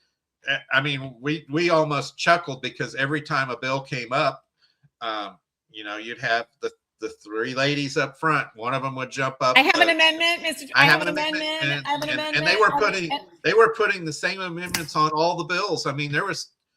And they got their amendment, so I don't. They got them on there. I don't want to hear Dem tears saying that they didn't get anything they wanted because they did. Because we sat there and they accepted, and I saw Republicans go, "Yeah, sure, that seems fair. Yeah, let's take that one." Oh. All right. Yeah. if there is Yes. anything good in all this, hopefully, and I think we are seeing it. I mean, me and Amy have been noticing in the last year, we're seeing people when we're at these events that are asking better questions. We're seeing it online that people aren't, when they post, look what I did, I passed such and such. We're seeing people say, yeah, but it had this in it and that in it. And, the people are getting the quality of the discussion on social media has gone up immensely. I mean, everybody's able to go back and forth, and we should be doing that. Let's make sure we have good policy for a majority of the people. I don't think we're going to be able to make everybody happy, but we should be able to do things that are fair and just, and that help us as a country and as a state, not just a particular, corporation. The corporation cronyism has to stop. So yeah, I like you're in the chat. Mo Education has put the link to the YouTube video of the press conference. You want to see that? Yeah, good. American Girl said we cannot trust a Senate that refuses to allow video on the floor, nor one that when you do a sunshine request, send you back a video that's got certain segments blacked out. Yeah, if you don't know about that story, we can tell that real quickly here. So the video in the Senate was one of the objectives for this session. Senator Mike Moon had a Senate rule. A Senate rule only has to pass the Senate. And at the beginning of every session, there's a chance for senators to propose a rule. Well, Senator Moon, being the gentleman that he is and trying to play nice, said he would take his rule through committee and go through the whole process. And he tried to go through that. They had the committee hearing and nothing came of it. And it just kept going. So the day that they were going to start debating the budget, at the beginning when they called for as any senator have a new rule to discuss, well, Mike Moon took that chance on that day to bring up his Senate rule to put to bring video feed into the Senate. Now, for people that don't know, our House of Representatives, when they're in session, you can get online and you can watch them on the House floor.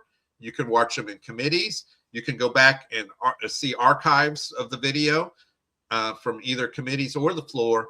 But on the Senate side, you only get audio, and you only get audio. They do archive the audio for the floor, but for the Senate committees where they're discussing the bills, where you really learn what the testimony of the bills was about.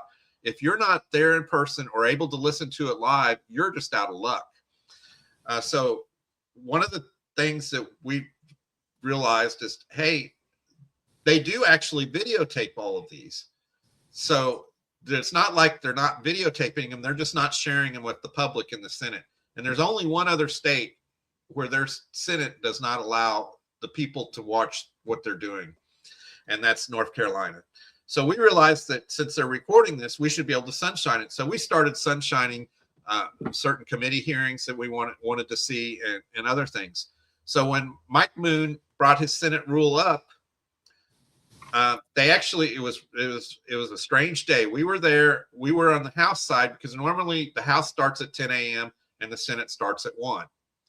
And so we were on the House thinking that we had a few hours before the Senate started. Well, we're sitting there and we immediately start getting texts. Hey, the Senate is in session and they're going to Mike Moon's rule.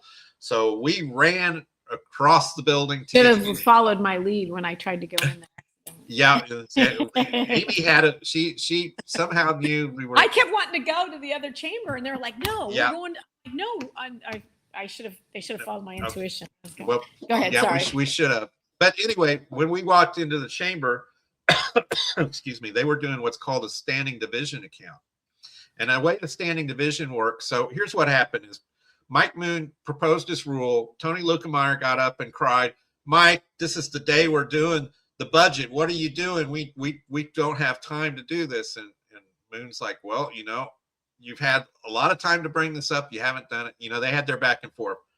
Well, good old Mary Elizabeth Coleman stood up. And so that was your third senator standing. And that means that she has a motion. And her motion was, let's table this whole thing, which basically would kill it. And so then she said, I want a standing division. Well, the way a standing division works is they have all the senators come and sit at their desks. And then they say, all those that support this measure, which is tabling, stand up and they count the number that are standing. Then they have them sit down and they say, all those opposed stand, and they count those. So when we walked in, we were desperately taking pictures trying to see who was standing for each one.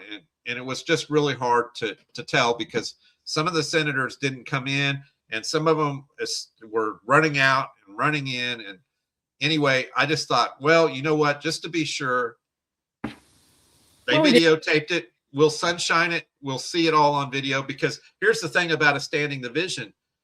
They record the number that stood for each, but they don't tell you who stood in the journal. So if you don't see it and they're live, there's no way to know who stood and who didn't. And now this is a big deal because this tells you a lot about your senator if they stood or didn't stand. And no senator wants to be on the record of saying, I don't want people to see what we're doing up here, right? I mean, they're basically, if they're voting to table it, they're saying, I don't think that the people of Missouri have the right to see what we're doing, and I don't want them to be able to see it. So that's what they were actually voting on. So we get the video, and I'm going through it, and I'm watching it, and it gets up to where they say, okay, we're ready for the standing division, and the screen goes black. And I think, well, what happened? Did something freeze up? But then I hear the audio keeps playing. That whoever was on the dais says, all those in favor of tabling it, please rise. And they count. And they said, okay, sit down. And everybody opposed, stand. And they count it. And then he gives the total. And then the video magically comes back. So we couldn't see who did it. And that's our Senate that's asking us to trust them with this tax bill to say, hey, yeah, there's a bit of trust, but you elected us, trust us to do our job. Well, they won't let us see the job that they're doing. And that's I think Deanne's point there. It's a great point, and it's concerning. I mean, they have the video, and yeah, somebody said, yeah, we did have to pay the sunshine fee, and we paid it. And yeah. Yes, we will put the links to the Luke DeMeyer press release. We'll put that in there so you can get that later. Yes, we do need to demand video. We've heard that Lieutenant Governor is going to be pushing that this next session. He's been pushing it. Mike Moon has. It's. Well, their attitude is that they said, well, it's not that anybody pays attention or watches. It's a lame excuse, and it doesn't matter. It doesn't matter if one of us wants to watch, but I'm just letting them know, letting people know what they're saying. So it's going to require a lot of us to call or say, we want it now. So yeah, no, I know Tim. Yeah, good old Timmy. Timmy's interesting little guy. Yep. Vicky asked for statements. So I wrote one. Thank you, Vicky. Yep, they asked. Yep. Not a bunch. Well, we had the regular sunshine, and then we asked for the one where they charged you $25. Yeah. Well, so that night of shenanigans on the Senate floor, we asked for sunshine records for any correspondence between Luke DeMeyer, between the pro tem Cindy O'Laughlin, and anybody else that had to do with how that all came about, that they switched the what became Amendment 5. And what we got back was from Senator O'Laughlin said, well, there is no correspondence that I can give you. But Senator Luke DeMeyer said, well, yeah, we have something, give us $25. So we paid the $25. We showed up to get what it was, and he gave us a copy of the bill that you can download. Yeah. So that was him giving us the middle finger for sure. Oh, great. Yeah, he was being a smart aleck. It's all right. Yes, it's going to take a little more than that to get us to back down. Yes, Senator Bratton was not present for that vote. Nope, he wasn't. So you might ask him out on his campaign trail. Yeah. I'm sure he'll tell you he's 100% for video in the Senate. He was in the building that day. We saw him. He was, and we saw him after. He just didn't want to come down there and actually represent his people and try to vote. And let me tell you that the standing division was 12-11. So one more. If it would have been tied, if it had been 12-12, they would have had to debate it, and they would have voted on it, and it would have passed because nobody. Go ahead. Sorry. And it would have passed because none of them would go on because if they vote on the rule itself, it would have been a vote that was recorded in the journal on how they voted, and none of them would want that vote in the record. So it would have passed. And go ahead. I think I know where you're going with this with the Democrats on. Yeah, so I'm sure there's Dems listening, and no problem, no foul. But let me tell you what, your Democrat people don't want the videos either. And so you need to be asking, why is that? You need to be checking them on their vote. And it needs to be for all of us, because we all have a right to see what our reps are doing. Yeah, for sure. Yeah, for sure. That's going to be a big issue this upcoming session. Yeah, Tim's got some alias accounts. He likes to really dig into people's stuff. That's a shame that we have politics being done like that. I mean, well, and he's not even an elected official.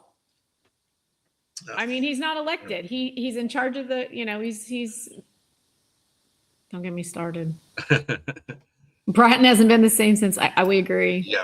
Yeah. Totally agree. Yeah.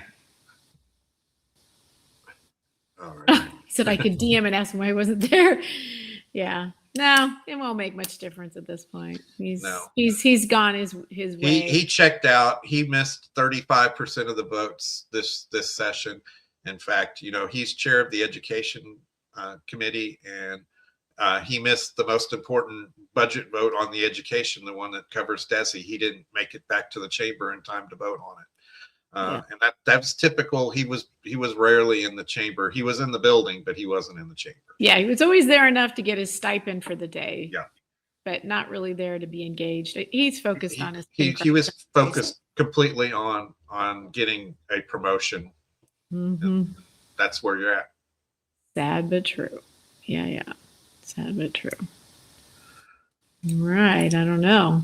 Our comments have slowed down a little bit, so people. Yeah, we're at 1 hour and 41 minutes, but we'll hang around if there's more questions. We got a lot of people online right now. Looks like 120 of you are listening in. So if you've got other questions, we will continue a little while longer. I like Bratton personally, but politically he's gone down the drain. Yeah. I'm going to switch that. Tom Estes is not under his thumb. Rick Bratton is under Tom Estes' thumb. So flip that little dynamic around. No one can fill Eigel's shoes. They need to shut down the Freedom Code. Yeah, I don't like it. Well, and the one thing I do urge people to go back and watch, and I say this often, go back and look for YouTube on Bill Eigel's farewell to the Senate speech, because he talks about, he looked at himself as the Goldie, the one that tried to stop the bad legislation.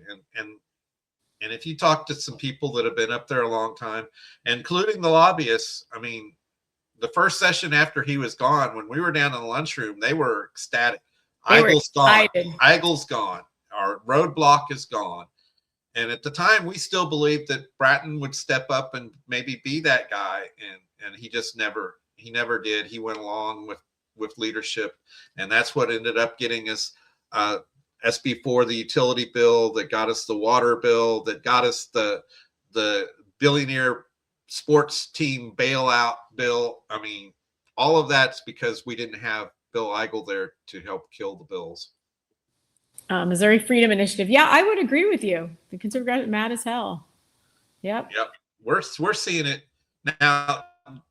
The Republican Party and those in the establishment, I mean, they go after us often, but really what we're trying to do is we see that anger and we see what's coming. And, we hear Republicans say, well, what are the people going to do? They going to vote for Democrats? Well, no, they probably aren't going to vote for Democrats, but they probably just stop voting altogether. And that has the same effect. But, I obviously Missouri Freedom Initiative has seen it. We've seen it.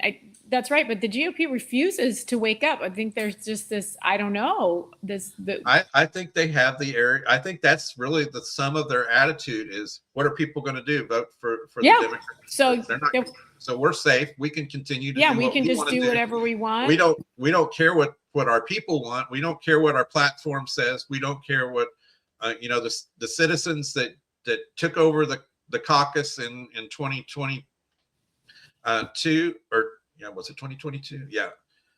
They don't care what we did there. That doesn't matter to them. They're going to do what they want to do because they think that you don't have a choice. Well, people do have a choice, and I'm afraid they're going to find out the hard way, and it's not going to be good for us either if that happens. So the reason we're so hard on our own party is because we want them to wake up, because me and Amy know we don't have anywhere else to go. So if there's no other party, there's no other party that's got a chance to do anything. If we lose the Republican Party, then there's, it's going to be a really hard fight. And I think we've talked about this before, so many, and I was one of them. I would give money to the GOP. I would give money at Lincoln Days to those things. And I realized, what am I doing?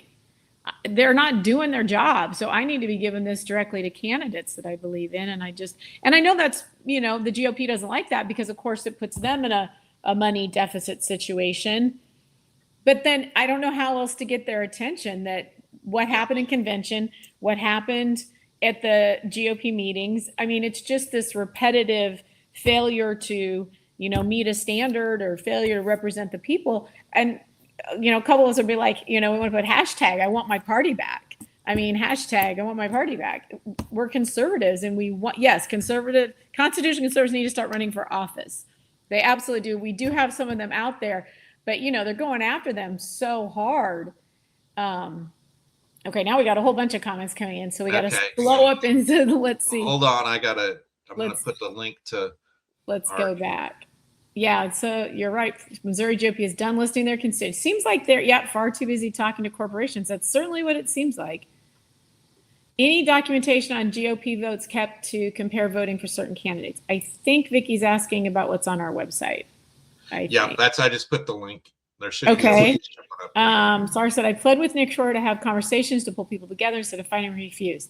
That's absolutely right. Nick is very, he runs a good committee meeting. I will give him that. He does, but it's part of the attitude that we're seeing though from Freedom Caucus, from all these groups that, and again, I think it comes back to what are you going to do? I think they feel like they're the only game in town and you'll just accept what they decide for you. Yeah. And then Jackie says that would be the real grassroots are mad, not the Missouri Promise or Freedom Principle. Yay, Jackie. I like that comment. Yeah. And here, we probably have Freedom Principle listening. So to all my Freedom Principle peeps that are listening, I do wonder like how that came about. Freedom Principle was like, did Byron, was he selected to kind of rally in the grassroots? I kind of wonder how did that happen? Who is Freedom Principle? What are they doing? And why are so many people giving them money? That's what I want to know. People are ready to say there goes, no, don't stop voting. You hear that, but we actually see that. I mean, the voter participation for a long time has been poor. And a lot of it is because people don't feel like there's anybody representing them. And that's I know. That's really what the Trump movement was about, was people said, here's somebody who's actually saying some of the things that they wanted to have said. And that's why I think you've seen the MAGA movement. I know, but we can never give up voting, no matter how corrupt we think it is, no matter how pointless. I think we have to keep going. You got to be stronger, braver than that. And you have to urge others to do the same, but we also need people to be educated about their votes, to know what they're voting for. For sure. That's our civic duty. That's what we've lost. And I can go on and on about it. In fact, I wrote a book about it. He wrote about a book about it.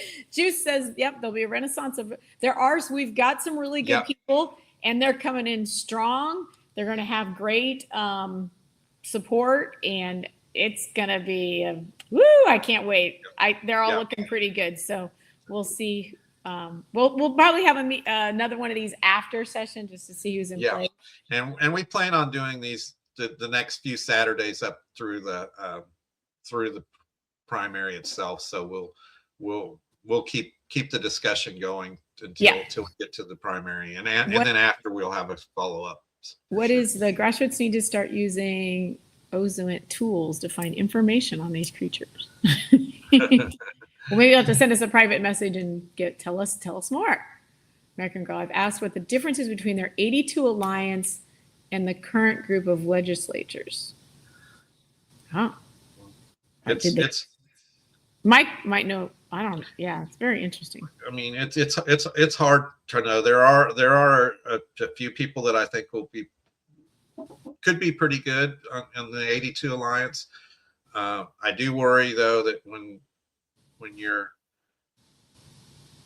if you think that the system is okay, you just want to capture the system for yourself and use it for yourself. Yeah. Versus you realize, like how we started this with the video from the 2025 House Speaker nomination speeches. You clearly heard the two systems.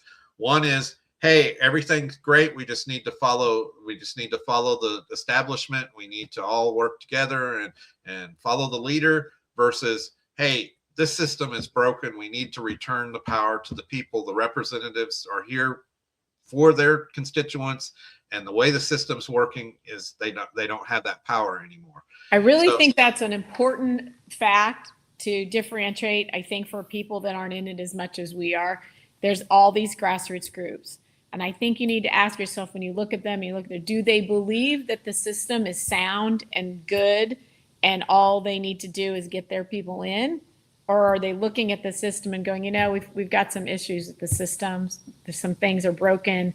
It's not running properly. We need to fix it so we can send good people in. And when you see those two differences, then you can decide which group you want to align with. And the truth is, nobody, we've got the honor to see General Flynn speak a couple years ago, and the thing that hit the hardest to us was there's nobody coming to save us. It's not President Trump can't save us. There's nobody that's running for governor or running for state senate or any of these offices that can fix this.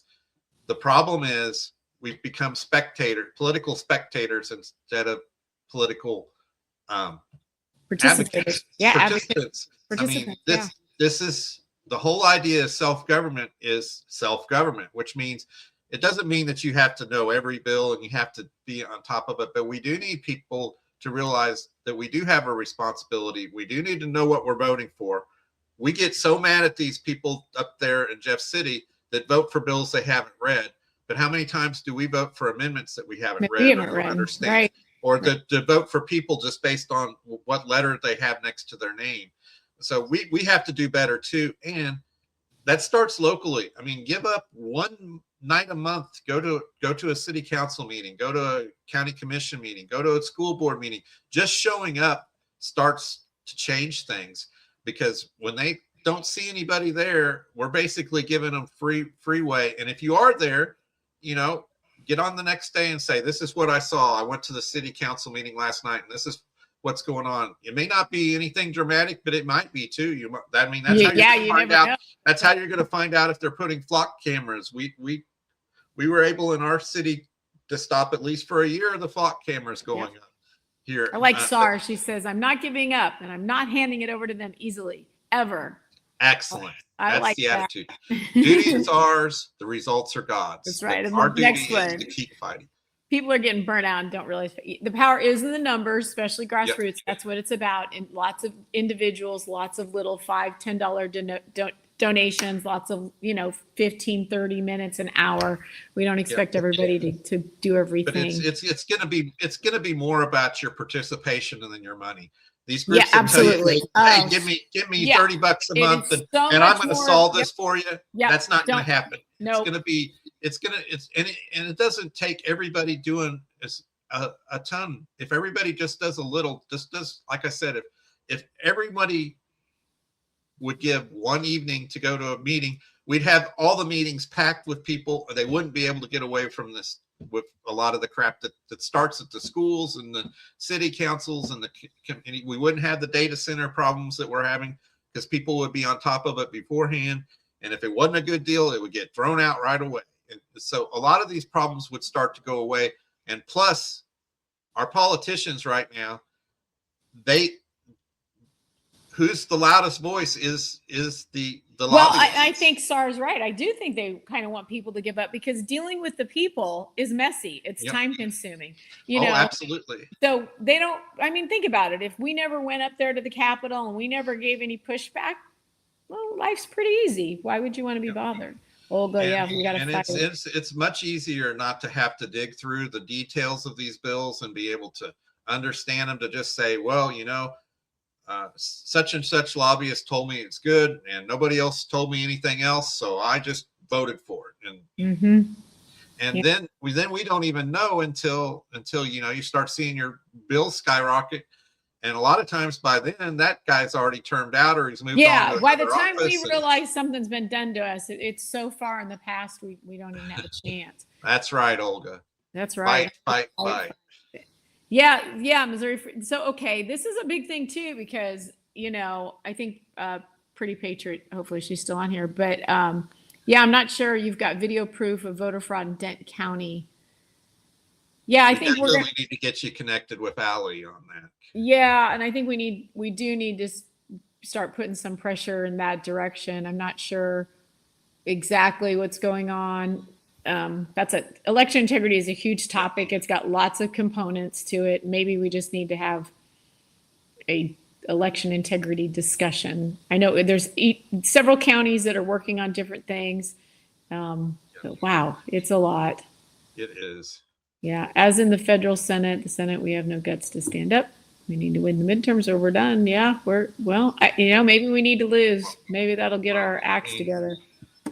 We do have potentially, and I always say potentially now because I've been burned enough time by people that I thought were going to be great and got it. Yeah, But- yeah. But I really do believe in at least, a good group of these I think are going to be pretty solid, especially if they go in together. I think it gives us a better chance, and the way that it's been set up behind the scenes, I think is going to help. But it's our best chance right now, and we can't give up, and hopefully. All American Girl, how hard we worked at the headquarters in 2024. Oh, sister, did we work hard? Let me tell you, every time I see Bratton, I almost want to smack him. Jackie. Yeah, these are Yep. some Here's of the some good ones. good grassroots candidates that are in the queue, and we're really hoping they make their office. So, but like Mike said, we've been optimistic. You have to just remain, hopeful and optimistic. It's tough up there, right? It's really tough up there. Yeah, I don't know how I feel about that, Vicky. To me, it's good policy for us. I don't know. Trump agrees yeah, on unity's up. unity. Yeah. Yes, we do have our own Yep, deep we state. sure do. Yes, he does turn his comments off on X. Tim, I voted for him, and even I cannot comment. Well, he's not even. Did you say I voted for him? Yeah, he's not. Yeah. Now he's I just. think he's talking about Denny turned off his comments on it. Oh, Denny did it. Okay. Yeah. Yeah, he has. I saw that too. Oh, yeah, Dr. Sam Alexander. Yep. Everyone keep repeating ourselves. Yes, but you know what? I'm so tired. Yes, Deanne's educate, activate, and engage. That's been, and Deanne gave us that Yep. that slogan when we were when we still had our Republican headquarters here Yep. in Warrensburg, and that's been Act for Missouri's kind of Tagline ever since. Yeah. We still use it. We love it. Yes, many hands make light work. You're so right. Yeah. Let's see. Where is the page you can go to look up all the bills or the amendments of what's coming up, et cetera, et cetera? Can you tell everybody how to find that? Let me put that in And there. I Well, don't right mean now, just there's for- not any. I'm talking about all the time. Okay, she doesn't mean just as August. Okay, well, Mike's looking that up. He'll share the screen. So when they're in session, we have a bill to. I'm just going to put the link up. Yeah, our website has I think Gail might have mentioned this. Our website has a tremendous amount of information and all this stuff. And for people that aren't, they're worried that if they get on there, they're somehow going to, mess something up. You can't. Just get on there and click around and you're going to find all sorts of stuff. No, when we're in session, of course, we can't do every bill. There's just, you're looking at Act for Missouri. It's me and Amy. There's nobody else. So Yeah, there's no big there's organization. 3,000 bills filed. So I looked at and put reviews up of probably several hundred bills last session. I tried to pick the ones that were moving or important, and that's kind of what we do there. We also put up articles about when there's a hot topic. We got a lot of stuff on Amendment 3. We got a lot of stuff on these Amendment 5, on whatever the hot topics are that's going on in the state of Missouri. We'll put in-depth articles that give you, and we set everything up that we do so that it's kind of a hierarchy. If you just want the quick facts, you can just get the quick information, and that's all you want, that's fine.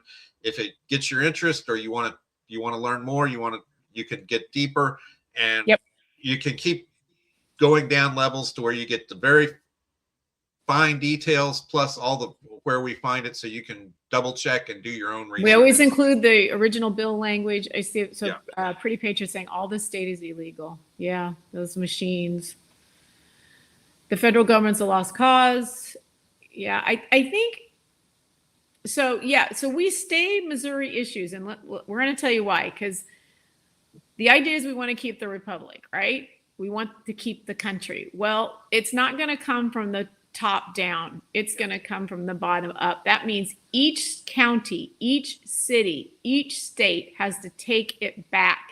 And state after state is going to change the country. If we keep looking to the federal government to come down and give us money or help us or some executive order, first of all, we don't want that. We don't want any president coming down and telling the smaller municipalities and counties what they should be doing.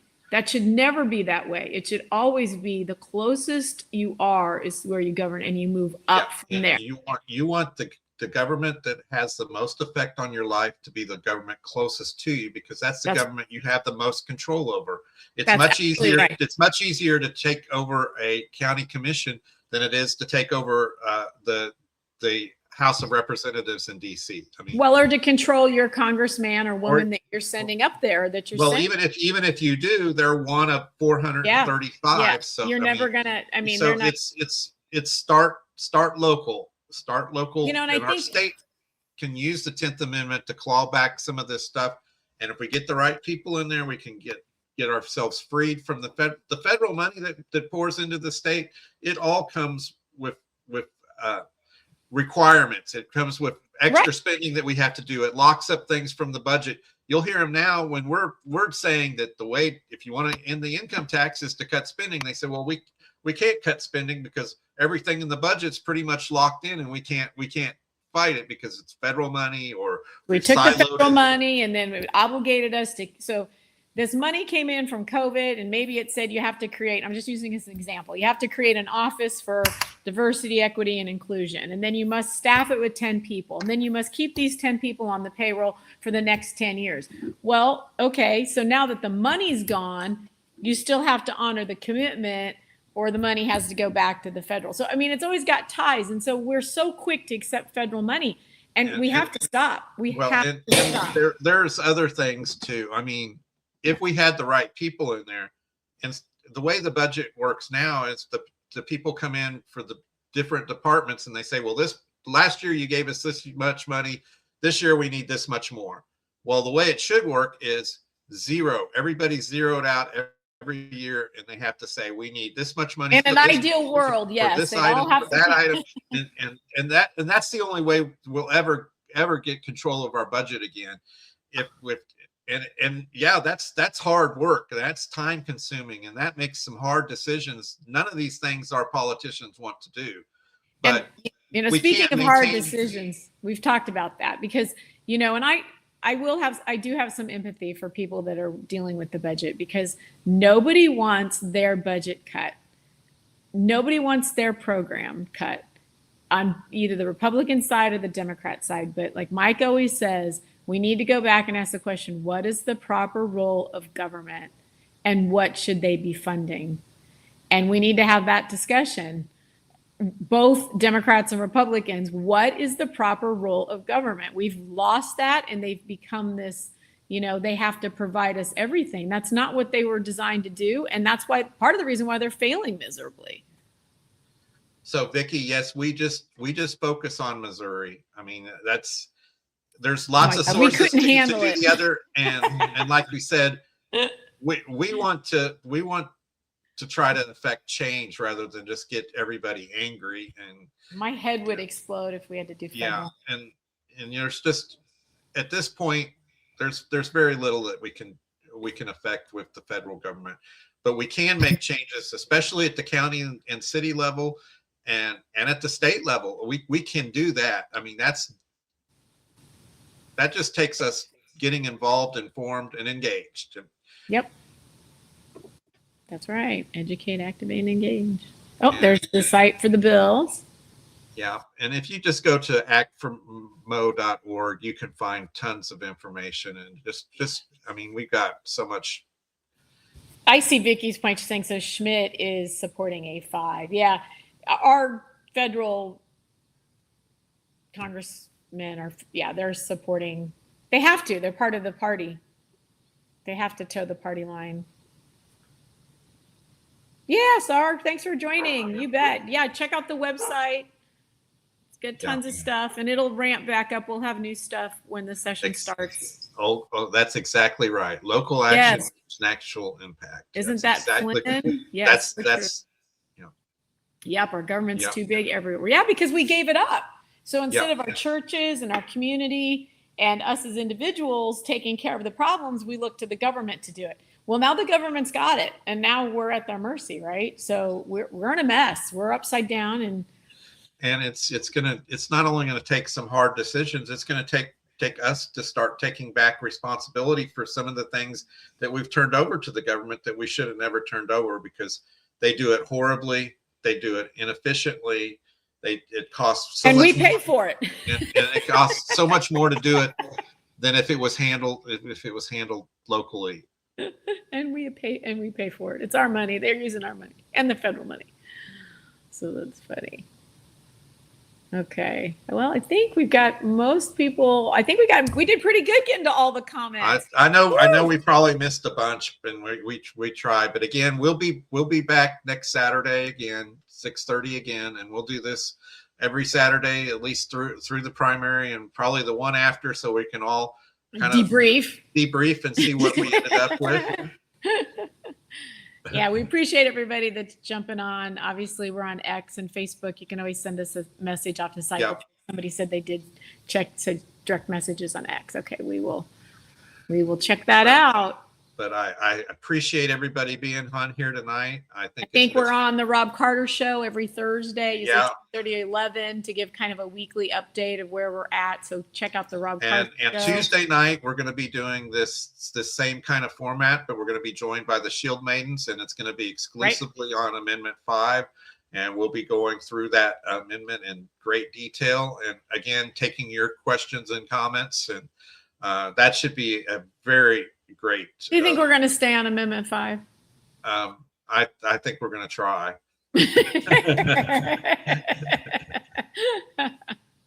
That is the goal. That's the goal. Okay. All right. All right. Well, I think we're going to sign off from here. This will be on our Rumble page and on Facebook and X, and we will put it up probably in a few days on our YouTube channel too. So you can, if you have people that you think would. Yeah, because I know they're like Tammy. There was a couple people that said they had a candidate debate to go to, which is great. We prefer you to be at the candidate debate and ask those so questions. you can come back and check it out later. And again, we'll see. Hopefully, we'll see you all back here on Tuesday night. That'll be at 8 p.m. And then we'll be back next Saturday at 6:30 p.m. for another session like this. And God bless y'all. Go to church tomorrow. Pray for our country. Yes, pray. Go to church, pray, and get good rest, and go get up and fight again. Yep, and stay in the fight. And we'll see you soon. Take care, guys.